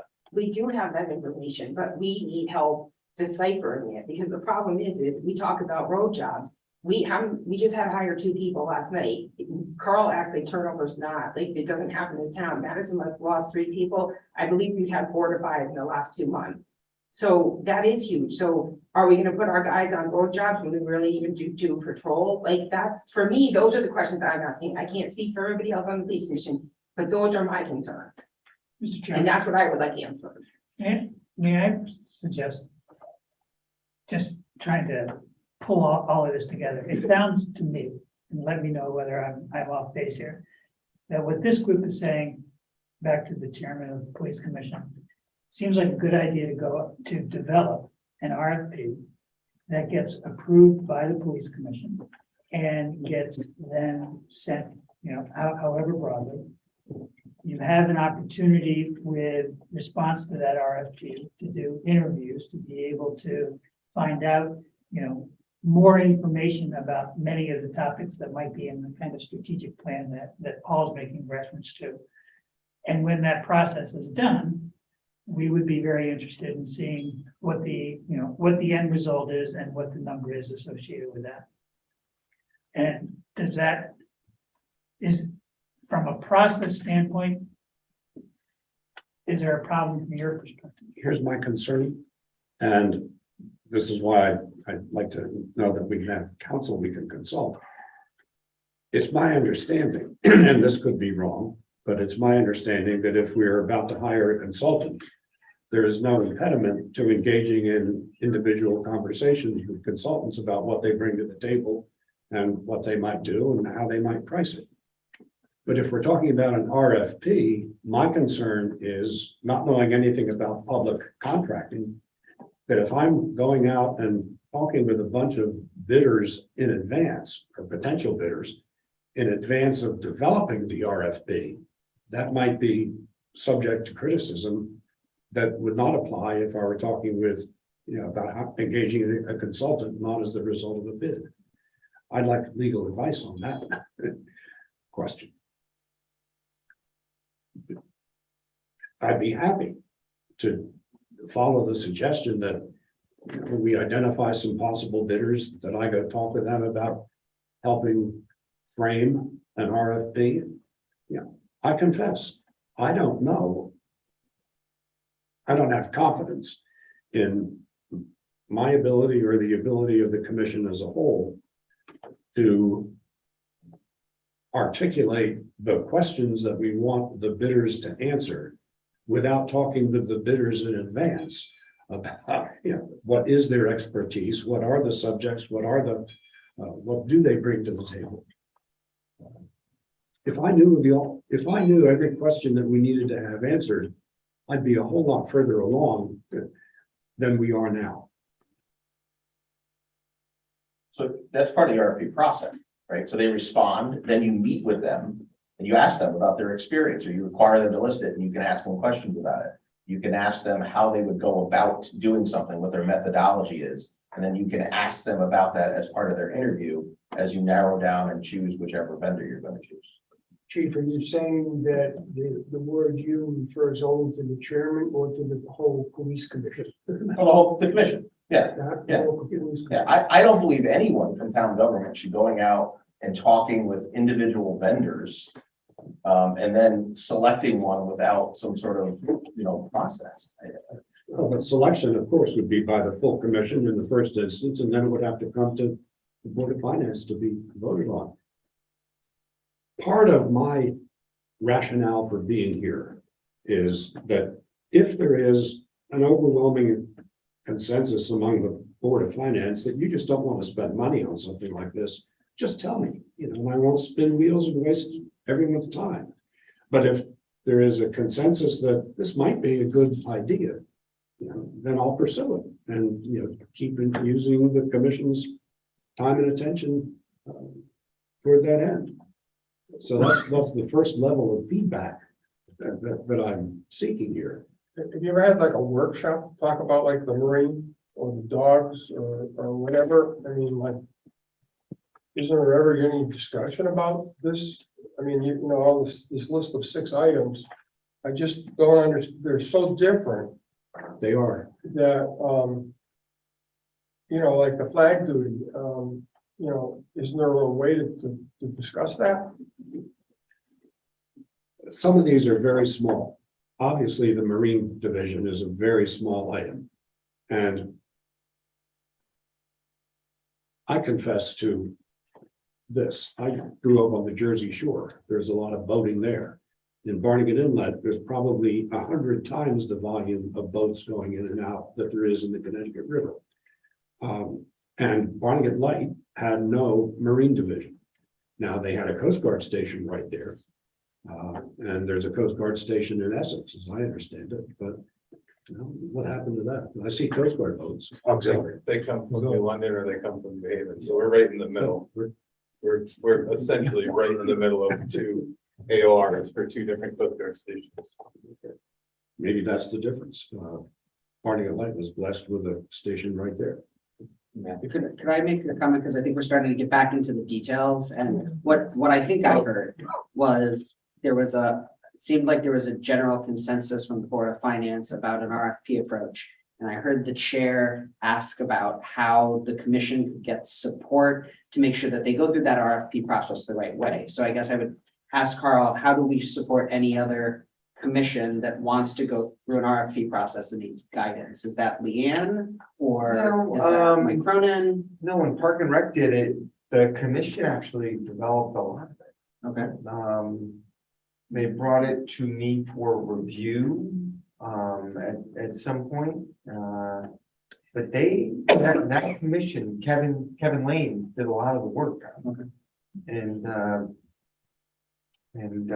Star Ruker and with Ray Allen, I don't even know how much Ray helped, to be honest with you. But the commission did a lot of that work. That was the last bigger RFP. Yeah. Because that bid was, I think it was about 100,000 all in. I mean, 64,000. The total bid was? Oh, okay, all right. So the commission should go through that process themselves, and then when they get to the point where they think it's final, Yeah. bring it to you, something along Leanne, in those terms of lines. making sure that they issue it the right way and that it's, Yeah. they follow the right procedure. You get a copy of the Park and Rec one and take a look at its format. Put something together and then bring it for review to the selectmen's office. And is it the consensus that that wouldn't be just a waste of our time? No, I don't think it would be a waste. Otherwise, we'd waste it all tonight. Great. She wasn't second. Oh, good. Hi, I'm Carol Manning. I too am on this commission. I think all of you know me. And I don't know RFP from ABC. So, I would need help. It sounds as though our liaison has quite a bit of information from what I heard tonight. But as an individual with a bunch of information here, I don't know how to interpret it. And budget time's coming up. And part of what I see is the police commission is supposed to understand the budget. And we got a lot of information. I did print copies. The chief said he wasn't giving you the actual data, but it was on the screen. It was part of last night's packet. So I made some copies because, right, but it's online as part of our packet. Okay. So, there are things here that I really don't understand and that I don't know that I need a consultant, but there's one thing I asked the chief about last night. Under the category of alarms, there's 374 thus far without October, November, December calls, okay? And if I understand you correctly last night, chief, you said those are personal properties, their houses, their Businesses, any burglary. okay. And I don't know how many of those are false alarms. I would think a decent percentage is. But I asked do we have a policy, can it be a policy? That if you have a house and your alarm goes off because either it malfunctions or you forgot to punch it in, you didn't get there fast enough or what have you. So you get a couple of free tries at having police respond, but then after that, can you have a fine? I think other towns do that, I don't know. And I believe, again, if I understood correctly, that for something to happen, it wouldn't be that the police commission would say, we can institute a policy, but rather it has to be part of an ordinance for the town. And that's kind of an important piece of information that I asked about one little thing, some other people asked. I guess as a retired educator, I am trying my very best to understand this, to interpret it, to try to bring it to the budget, and are there ways in which, I know the chief has saved a lot of money. I know Nextel has saved us personnel because there's a lot that this does that we don't have to hand enter. But anyway, I have copies if anybody wants them instead of going back online. If you'd like to see them, I guess I'll just leave it up here. If you want one, take it. And that's my thing. I just feel like I need some guidance on this, and I don't know.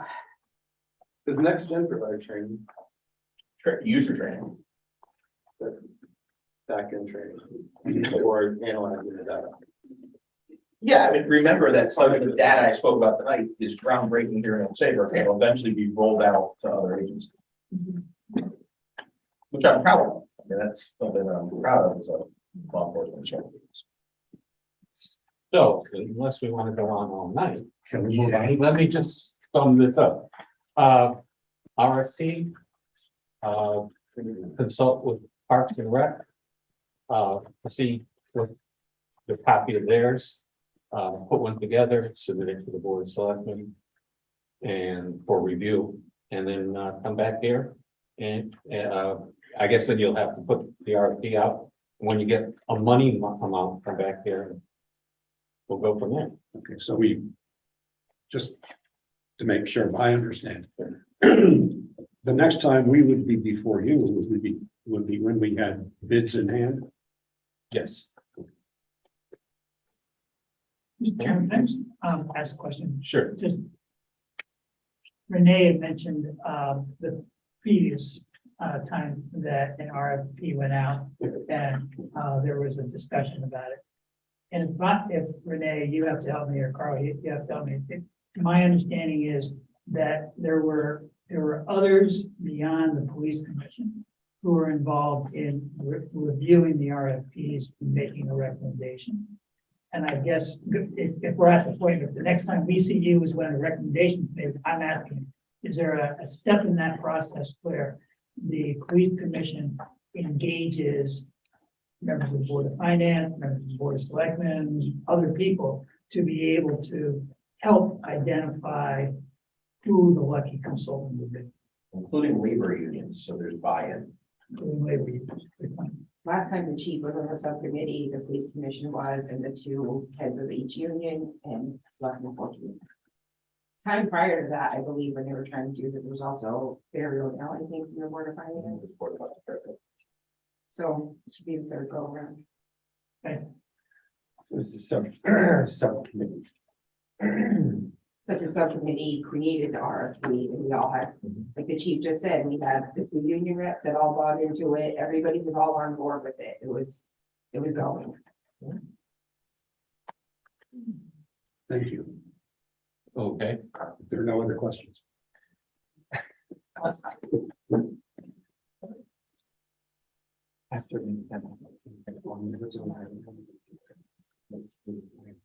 Okay, last item, oh, not the last item, but the last discussion item is an item from our September 6th meeting that was tabled. Can I have a motion to remove it from the table?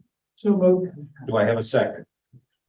Second. All those in favor of removing the item from the table signify by saying aye. Aye. Okay, then we are open for discussion. Mr. Chair, could I Yeah, speak? So I was the one that brought this forward at the Board of Selectmen level. Apologies, I wasn't able to be here at the last meeting, so I'll just kind of give a brief overview in terms of the process. Back at the end of May, after the Uvalde shooting, Chief sent out information in terms of what school security looked like to the police commission, to the Board of Selectmen, I believe the superintendent, just to let us know what's happening in terms of safety. And, questions were raised in terms of other possible kind of holes in our community-wide defense. And one of the things that the chief brought up at that time was possibility of doing something like a gun buyback program to just remove any additional weapons that may be in the community from the street. Discussed this with the Board of Finance or Board of Selectmen and was told to continue the conversation. Talked about this with the chief. This is from the perspective of, somebody has a permanent weapon, they pass away, their spouse doesn't want to touch it, it's in a box upstairs in the attic. Somebody else might be able to, grandkid, burglar, somebody else gets their hand on it, it becomes something that's unsecured. So as the chief and I discussed it, this is about just some basic extra level of safety. When we looked at what other types of gun buyback programs have been done in Connecticut recently, in Guilford last year, they collected 123 weapons that were turned in. The chief told me earlier today that they, I think, have done a little bit more recently, and they're up to 200. So in roughly the last year, other communities have been way less. I think I looked up Bridgeport and it was only 20. We certainly don't think that we're going to find, this great hoard of unsecured firearms. But, from my point of view, the reason I brought this forward is I said, two weapons that are turned in that could fall into the hands of a child or somebody else that isn't permitted, doesn't know how to use them. That's one accident that we don't need to have. And it's a simple step that we can take as a community. So it's as much a gun safety program as it is a level of public awareness that if you do have this does happen, that the police department exists as a place that you can bring this weapon, not just when we're having a gun buyback program, but on a regular basis, that they can be there as a resource to help make sure that this is secured, dealt with, turned in a safe way. I made the proposal for up to $7,500 to be put to this program. And the way I made the proposal was that if it's not spent, then it would go back to the capital non-recurring. That's what would happen. The chief had done some work and priced out how other programs have done this. $10 for a BB gun, up to $250 for a assault rifle, rifles and shotguns, 50, handguns, 150. Certainly we could talk about other things. Do we want to hand out, trigger locks or have other kind of gun safety components? But the way I proposed it was just really down and dirty, very simple. I'm thinking that this is 4 hours on a Saturday, a one-time event, not a recurring thing. And we see what happens. Maybe one gun is turned in, maybe 10 guns are turned in. And the incentive is a way to get somebody up into the attic, dig the weapon out and bring it in.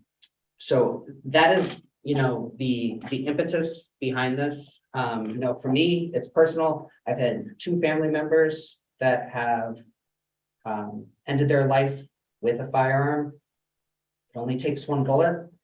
So, but one accident or one intentional loss is, I think, too much. Anything that we can do as public leaders, I think it's important that we take some simple steps. Brad, you brought up when the chair of the police commission was speaking, talking about, issues in terms of other things that we're facing as a community. Drugs. There are certainly other things that we need to worry about as well. And this proposal isn't taking care of multiple things. It's looking at one thing, and I'm happy to come up with some other ways that we, might be able to address things. But it's one step, and so that's kind of the background on it. I'm, happy to hear whatever discussion that you all have as the Board of Finance. I would just ask if, Chief, if I missed anything in terms of the public safety component that you want to highlight. No, just mind if I go back over? No. Great. So I appreciate the selectmen's work on this issue. So we were at a time where the country was mourning, the tragic deaths of kids at elementary school and the complete and utter failure of law enforcement in their response. And so in my May 29th letter to the Police Commission, the Board of Selectmen, Superintendent, who then disseminated it to the entire Board of Education, I talked about what we do in Old Saybrook, how I think we're prepared, what our response would be. And then I also outlined other things that we may choose to do on a community level that could be low-hanging fruit. The program in Guilford is privately funded. So there was a mom who sadly lost her child to a gun incident, and she has a foundation and she privately funds their buyback program. I appreciate the $7,500. I appreciate the fact that if approved and it's not used, it goes right back. This would not be police department money. I'm not even sure we would do it at the police department. If we did it, we might do it in a neutral location like the town hall on a Saturday that we have access to go inside and out, but people would stay outside. I don't know. We didn't create gun buyback programs. I mean, obviously they're everywhere. I think that there's a political stigma to them, and there was no intention on my part of adding any political agenda to saying, maybe we should try this. It's a tool that other communities use to try to get guns off the street. We do currently accept any weapons, right? Someone finds a gun in their attic or someone passes away, they can come to the police department and turn it in. It's done. The difference with a gun buyback program is there's amnesty involved. When you come to the police department today and hand us a gun, we run a serial number and it's stolen, we arrest you. In a gun buyback program with amnesty, it stays and you walk away. So that is the dynamic difference of the parameters of the program, right? So you might get different types of clientele. You should know, I would hope everyone in the room knows, that when I sign and give you a local permit, we give you a gun lock with that permit, with a letter about safe gun ownership. So those things are happening. So I don't think it's a political debate. I think it's is this a service we offer? And if so, do we get money for it? Maybe we do. And I was speaking with Brad earlier. Maybe we do this without the buyback. And we do an amnesty program, turn in your gun, and then there's no money involved. Can you do that locally and decide that it's an amnesty program? Yes. Yes. You have the authority to do that. Can you bring up the fact? We work with our state's attorney, obviously, but yes. Can you speak to the probate court that we talked about? Yeah, so, Brad on the phone, we had a great conversation, and Brad was trying to come up with a solution to use this tool without using tax dollars, right? Is that a good way to characterize it?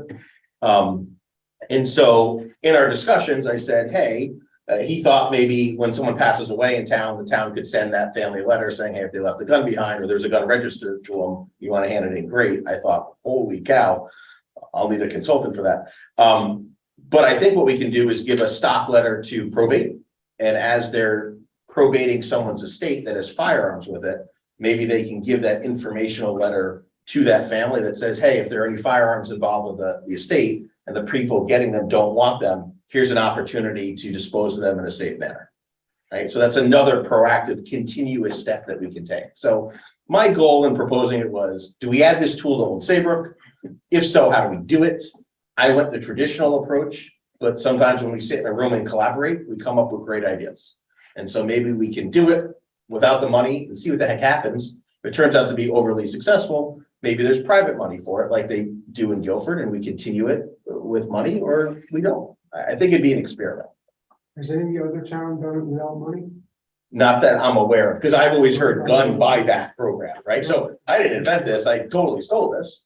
And all the information I have on it is from other agencies that have done it. I gotta tell you, I was shocked. I actually asked the captain a couple days ago, because I knew obviously this was coming up at this meeting. I said, do me a favor, just call Guilford, circle back with them. Just give me the number of how many guns they actually took. And when he came in, he said he just spoke to the lieutenant or the captain there, and they said they're up to 200.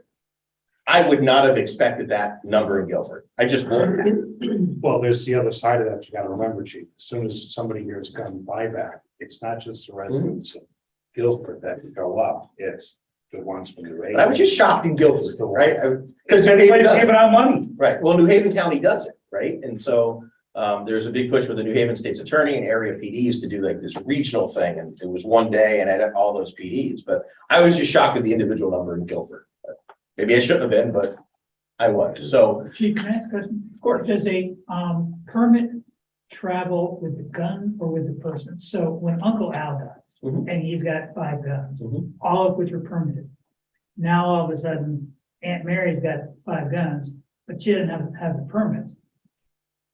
Now she doesn't really want to bring them into the police because she has guns that are not permitted. So she's in control of non-permitted guns.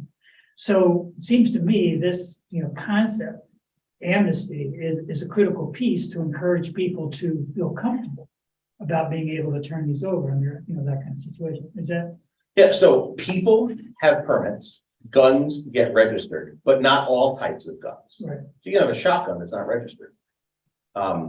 And so if there wasn't a money component to this, I could just do this on my own. I could say next Saturdays, bring your gun into the PD. There'll be staff there to take it, big signs. Don't grab the gun and come walking into the police station with it, right? And we could do that without anything. I need no other permission to do that program. Because this involved money is why obviously it's in front of our fiduciary board, right? You guys. And so I thought it needed money because of the title, gun buyback program. But if we don't want to fund it for whatever reason, but in concept, we agree that people who have guns that either don't want them or should not have them, have a method to get rid of them that's kind of publicly announced, then let's try it without money and see what happens. Yeah, my biggest complaint is, and I said it at the last meeting, I'll say it again, is that in the Harbor News every week, there's 2 gun dealers advertising for guns. And they will even come, one of them will even come to your house. There's a guy, Ron's Guns down in East Lyme. He's got a 6x6 Addy runs in the New London Day. So we're not in the business of buying guns, and I think that if somebody wanted money for a gun, these people are here. So, Well, and and the alternative, Brad, I we ran, could excuse me, collect them I'm and not sell done yet. I'm running a small business. No, Bruce. These gun dealers don't need If somebody turns in an assault rifle for $250. Well, so I get 300. I found that was crazy, right? Because an assault rifle goes for $1,100 to $1,500 right after you outfit it. So I was shocked at the prices in the bigger cities where there's probably more of these weapons, that was the price, that someone with a $1,500 weapon would turn it in for $250 unless it's stolen, you don't want to get caught, right? So then $250 is a good deal. Bruce raised a question. Let's say I'm a widow or I'm a widower. My wife dies and I find 2 handguns in the drawer. I don't have a carry permit. Let's just say I don't have a carry permit. I have one, give me to me. I'll give you $50 right now. See, this is working well already. And I don't feel comfortable bringing it down to police headquarters. You can call us. That's where I'm getting at. Oh, yeah. Would an officer come out and pick it up? Absolutely, 100%. Yeah, we do that for ammunition now. People are like, sometimes people buy a house and they're cleaning out the basement and there's a box of ammo and they call us and like, we don't want to touch it. Okay, we send a cop over, takes the ammo, goes up to the state police, gets destroyed. It's the hand grenades that's the issue. The hand grenades are, and we had, so when we were at Custom Drive, we had someone say, I was cleaning out my basement and I found that, and everyone went. And we evacuated Custom Drive until the bomb squad came and said, that's a real grenade, we're gonna take that now, right? And so those things happen, but, yeah, right, thank you. We like to reopen. So look, my advice is if there's not consensus to spend money on this, then tell me to find a different way to do it. And to maybe enhance the public message about you're able to turn in your weapon if you have something that you don't want. I'll check with our state's attorney on the whole amnesty type of part, whether we can advertise or not, or how we advertise that. And we go from there. I don't think, I'm not on the Board of Finance, not on the police commission, whatever is left, never want to be. But I don't think we want to say as a town in a vote, like we're against this because it involved money. Let's try it. Let's keep it tabled or just not vote on it and. Right. You know what the town of Guilford through that private donation has spent to date? I do not. You have any idea? So I just trying to figure it out, at 7,500. Mr. Chairman, I would think it is worth having dollars involved. I think dollars do create incentive, and I think it's a good place to put public money. So I would go back to the motion that we had in front of us 2 weeks ago and suggest that we do an appropriation of up to $7,500. Carl can tell us exactly where it is, but it's not going to be from surplus, it's going to be from capital line. For the purpose of give the chief an opportunity to do a gun buyback program. I'll second that motion. Can I ask you a question? Sure. Have you ever done one here? Never. Never, ever. There's never been a thought about need. But I guess you don't know. Right. And again, I appreciate the motion of the money, but I'd rather, the consensus is we're not gonna put money at this. I'd rather not be turned down when we try a different route, so that there's not a negative potential political stigma to the event. I want to keep it apolitical. It's a public safety issue, not anything else, if everyone is understanding what I'm trying to say. I don't think a gun turn-in situation is objectionable. But there's many avenues, as you've discussed, about relieving these issues from a home. You know, but I mean, there are other issues besides guns that are weapons, knives and cars, you know. Golf clubs, bow and arrows, you know, and we haven't discussed those yet. Can I amend that motion that we do it without the money? Act on the air. We have to discuss. Only if they are willing to make it. Well, so here's my thought process, right? Even if you approved it, it has to go to town meeting for a vote. Yeah. Right? And then our entire community is voting whether or not we're concerned about there's guns on the street. And that's just gonna take a whole separate conversation about stuff. And I don't know if that's a healthy conversation, right? So Selectman Puglisi shared with us voluntarily a very personal story. And there are others with that same sad personal story in our community. And I don't want to see that politicized. And so maybe I was wrong in asking for money, but that's the only way I know the program worked and should just tried it. I would say you don't vote to tell me what to do because that's not this board. Police commission doesn't have operational control over the department, but I certainly can say, we're going to do this. I'll be more than happy to tell the police commission, obviously, and you guys how it went. And if it was successful, or if we hear through the process that, man, so-and-so would have come if you just gave them $50, well, then we discuss it. But I'm not sure we need a town meeting to discuss $7,500 on whether or not we should be concerned about gun safety. I'm just wondering, would you have any objection, Brad, if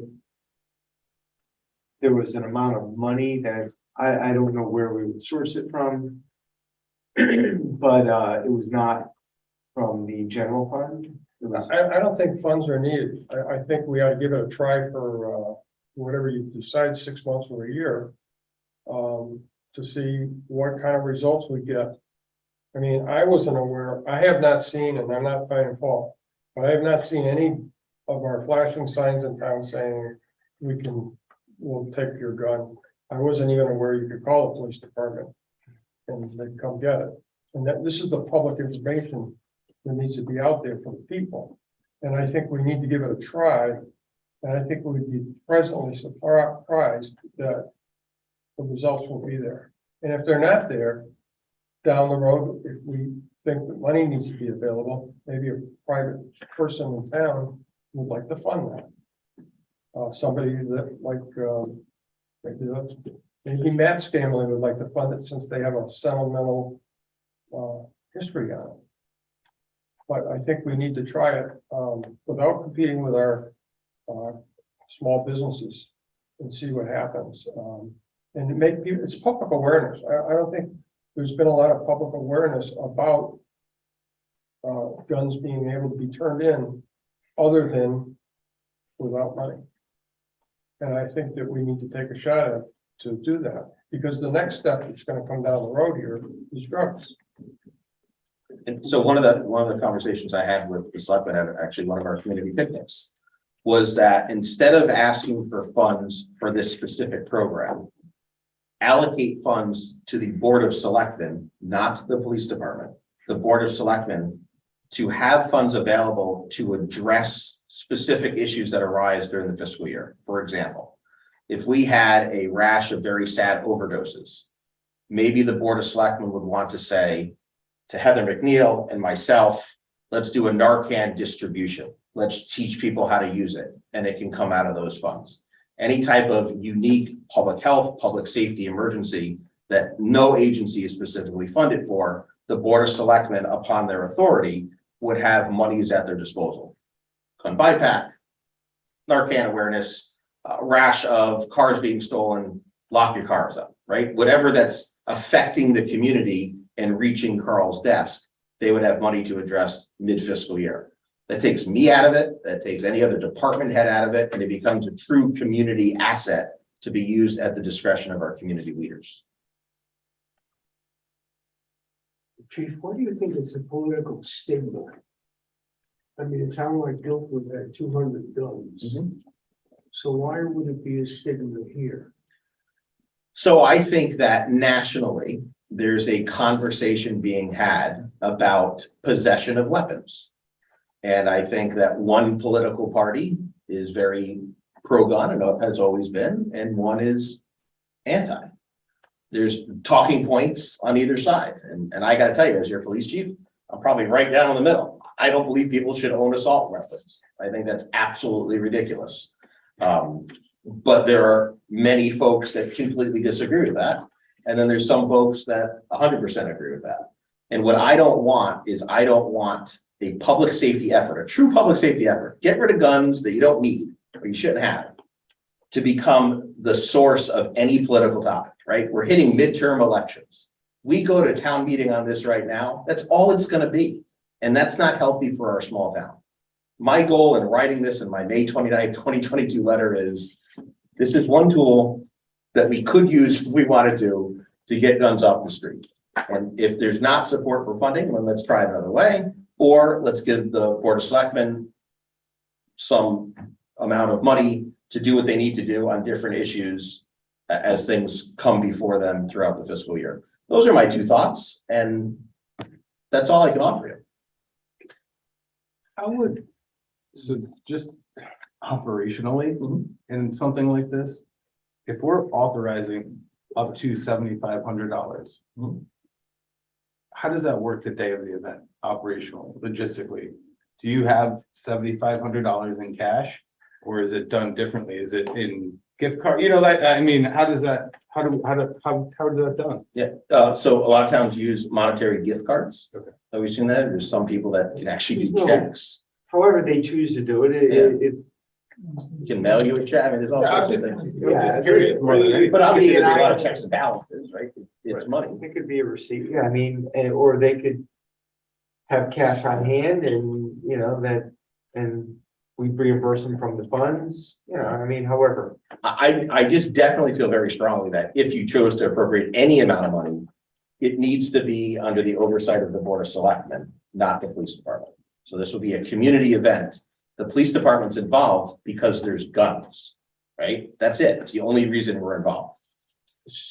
So is there any willingness, again, there's a motion and a second, let's be clear, on the floor.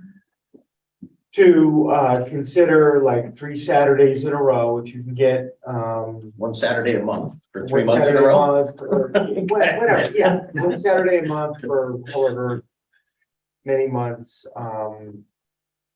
with amnesty, no money. If we collect no guns, maybe there's reconsideration of the issue. Put a time limit on it, come back and say, we struck out. If there's, you know, and see if we want to pursue it a different way. In the meantime, maybe some press will be generated and, you know, you might get someone to say, I think this is such a great cause. I'll fund it. I'll fund it or I'll contribute to it. I don't know. And so if that's the case, I would come to you and say, can you establish an Yeah. off-budget account that has nothing to do with the police department, So, right? And you guys oversee that. So as the member of the Board of Selectmen that brought this up. Yeah. I mean, and hearing this conversation and where everybody is on it, I just want to be very clear as well. My goal here was not to score political points. My goal here was public safety. And I'm very happy if there is going to be collaboration and coordination to attempt to move this forward in the interest of public safety. And there's no dollars appropriated.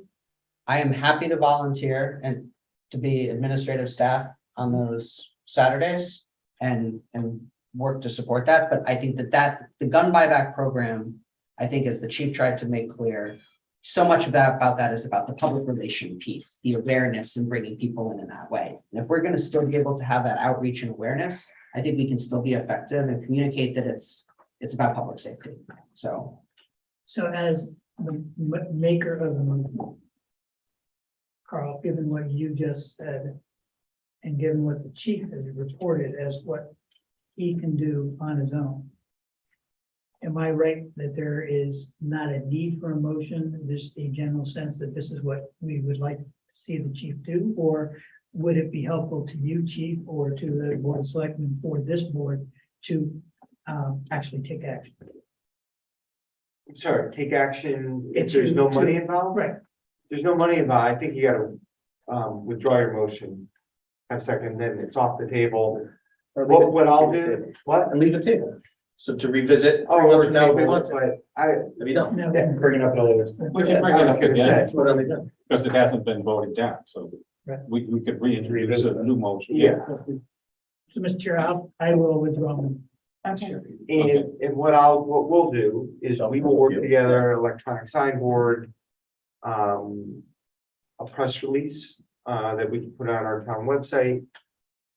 Chief, what? Probate court, Yeah, we'll do that program. So I see that as a whole separate thing that we'll just start doing. Probate, I was gonna, or when he mentioned probate court, town clerk's office, when they register a death certificate. Because not everybody goes through probate. Right.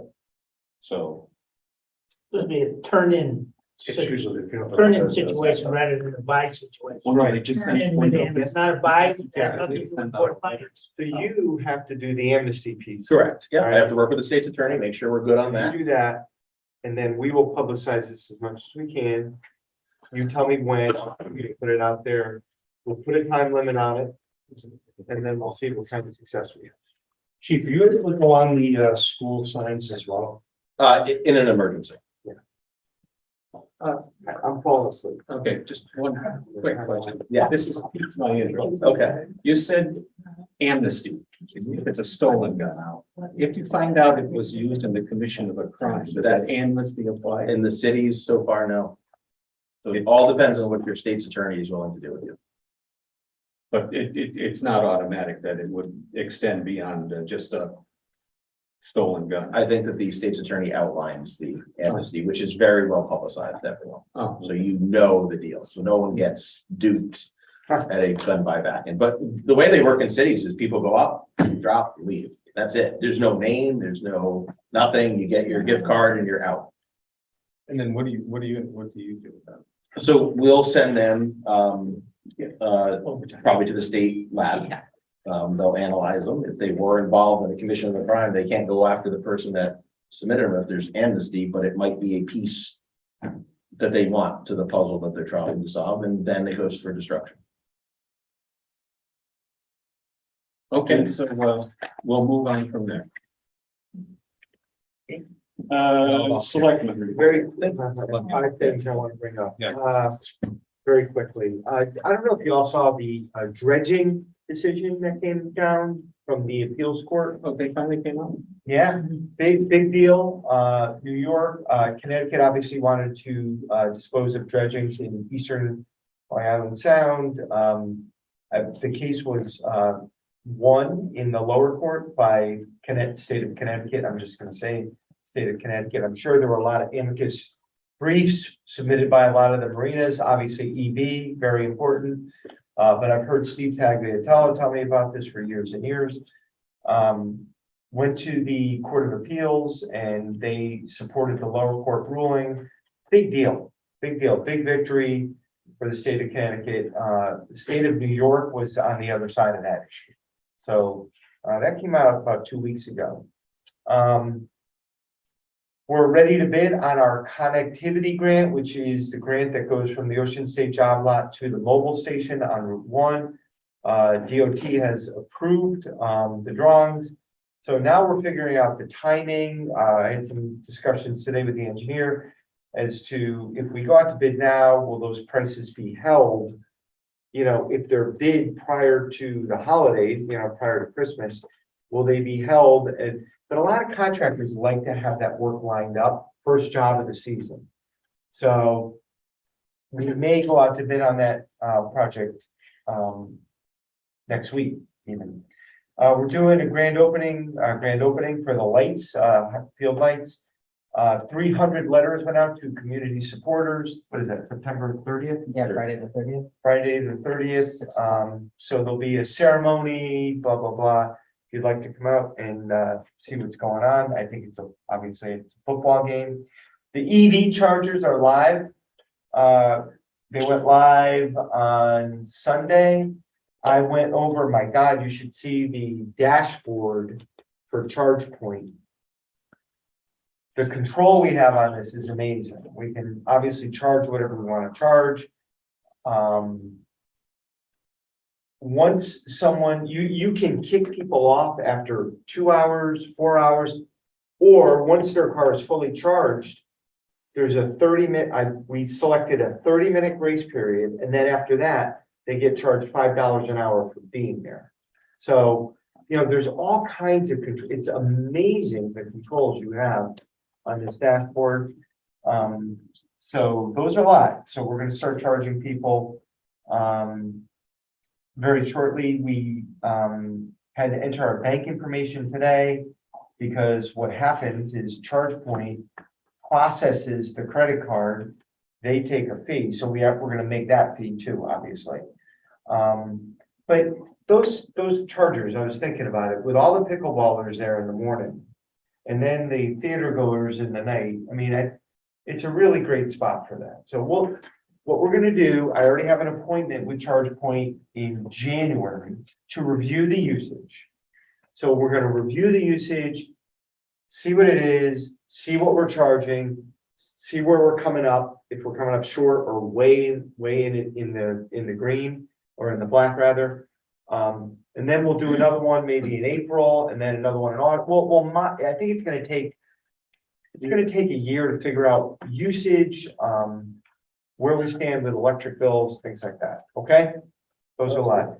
Lastly, as you probably saw, we received another steep grant. We were awarded yesterday $500,000 to complete the sidewalks. The town's got to put in, so on the 670 plus the 500, that's about 1.2. 1.75. What? 1.75. 1.175. Yeah, well, yeah, we have to put in, it's about $300,000. And we agreed to a match on both the earmark and on the grant. They were calling, one's an earmark, one's a grant. And that's not what I'm calling them, that's what they're calling. So Westbrook also got their piece at the same time. We're doing a press release that went out to the Harbor News today, a joint press release with Westbrook and Old Saybrook. So John Hall and I are both quoted. Yeah, I mean, that's kind of a cool project. Next thing that, you know, there's a lot that has to go on that. The survey of what needs to be done is next. So it's not like that project is shovel ready. So let's not go crazy. It might be a late next summer project. You know, we'll see.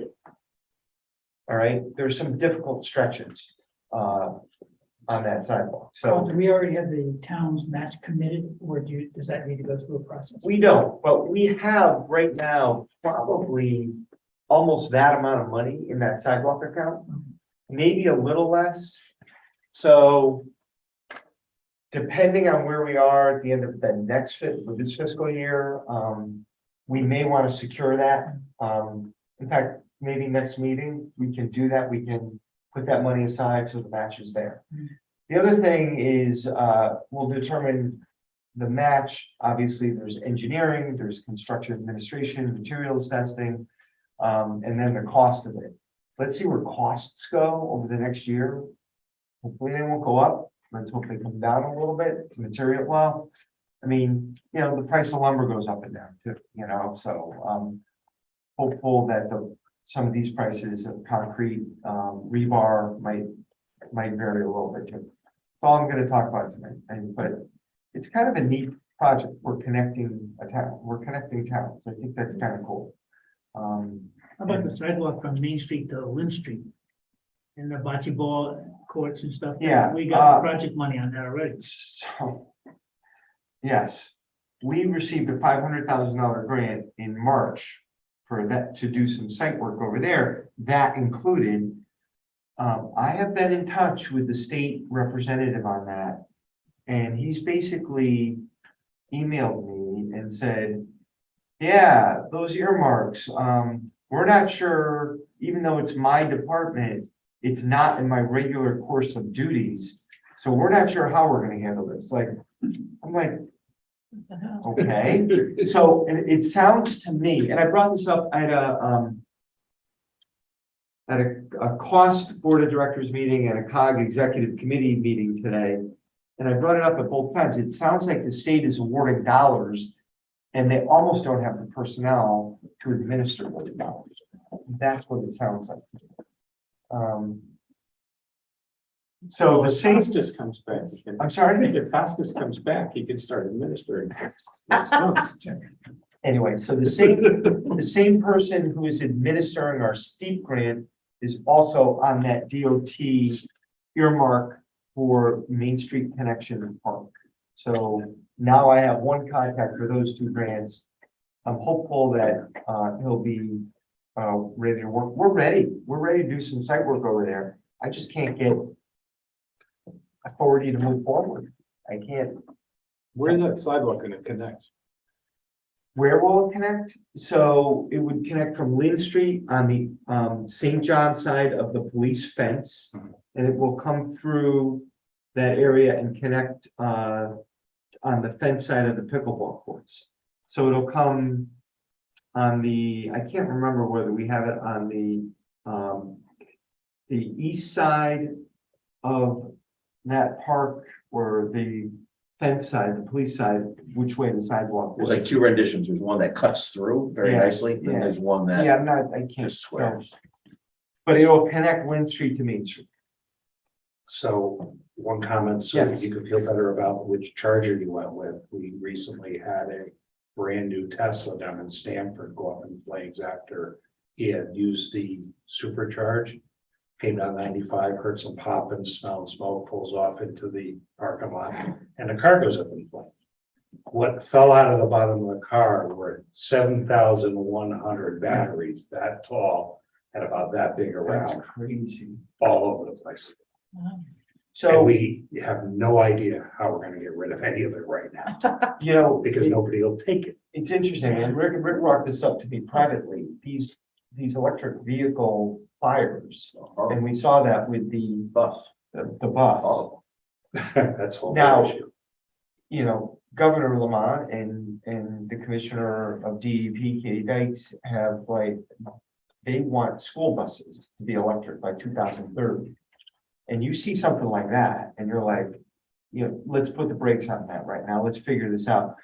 I don't know if that's apples and oranges, but that was the thought that crossed my mind, is when you're mandating school buses to be electric and you see these fires and they burn like nothing. Right. So the day after that fire, we had those things that everybody falls down on, they like to put their feet on and they zip around the room. Yeah.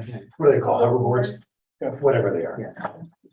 Sat for 4 months, had not been charged, blew up in the woman's kitchen and blew batteries on fire all over the kitchen. I mean, No reason, rationale, nothing. Got another story for you. When Tesla batteries down, Yeah, well, I'm car's going locked. You can't get in until you replace the battery. And, guy recently had 2013, and they wanted 28,000 to replace the batteries. To get in the car. So, Okay, liaison reports. I'd like to report the contract for the teachers was, settled between the school and the union, but now it's going to be ratified. Okay, any comments from board members? Any public comment? Anybody in the room? Anybody? No hands are raised. No hands are raised. Then we will move on to comments from the chair, which there are none. Motion to adjourn. So moved. Second. All those in favor? You're fine. Oh, man.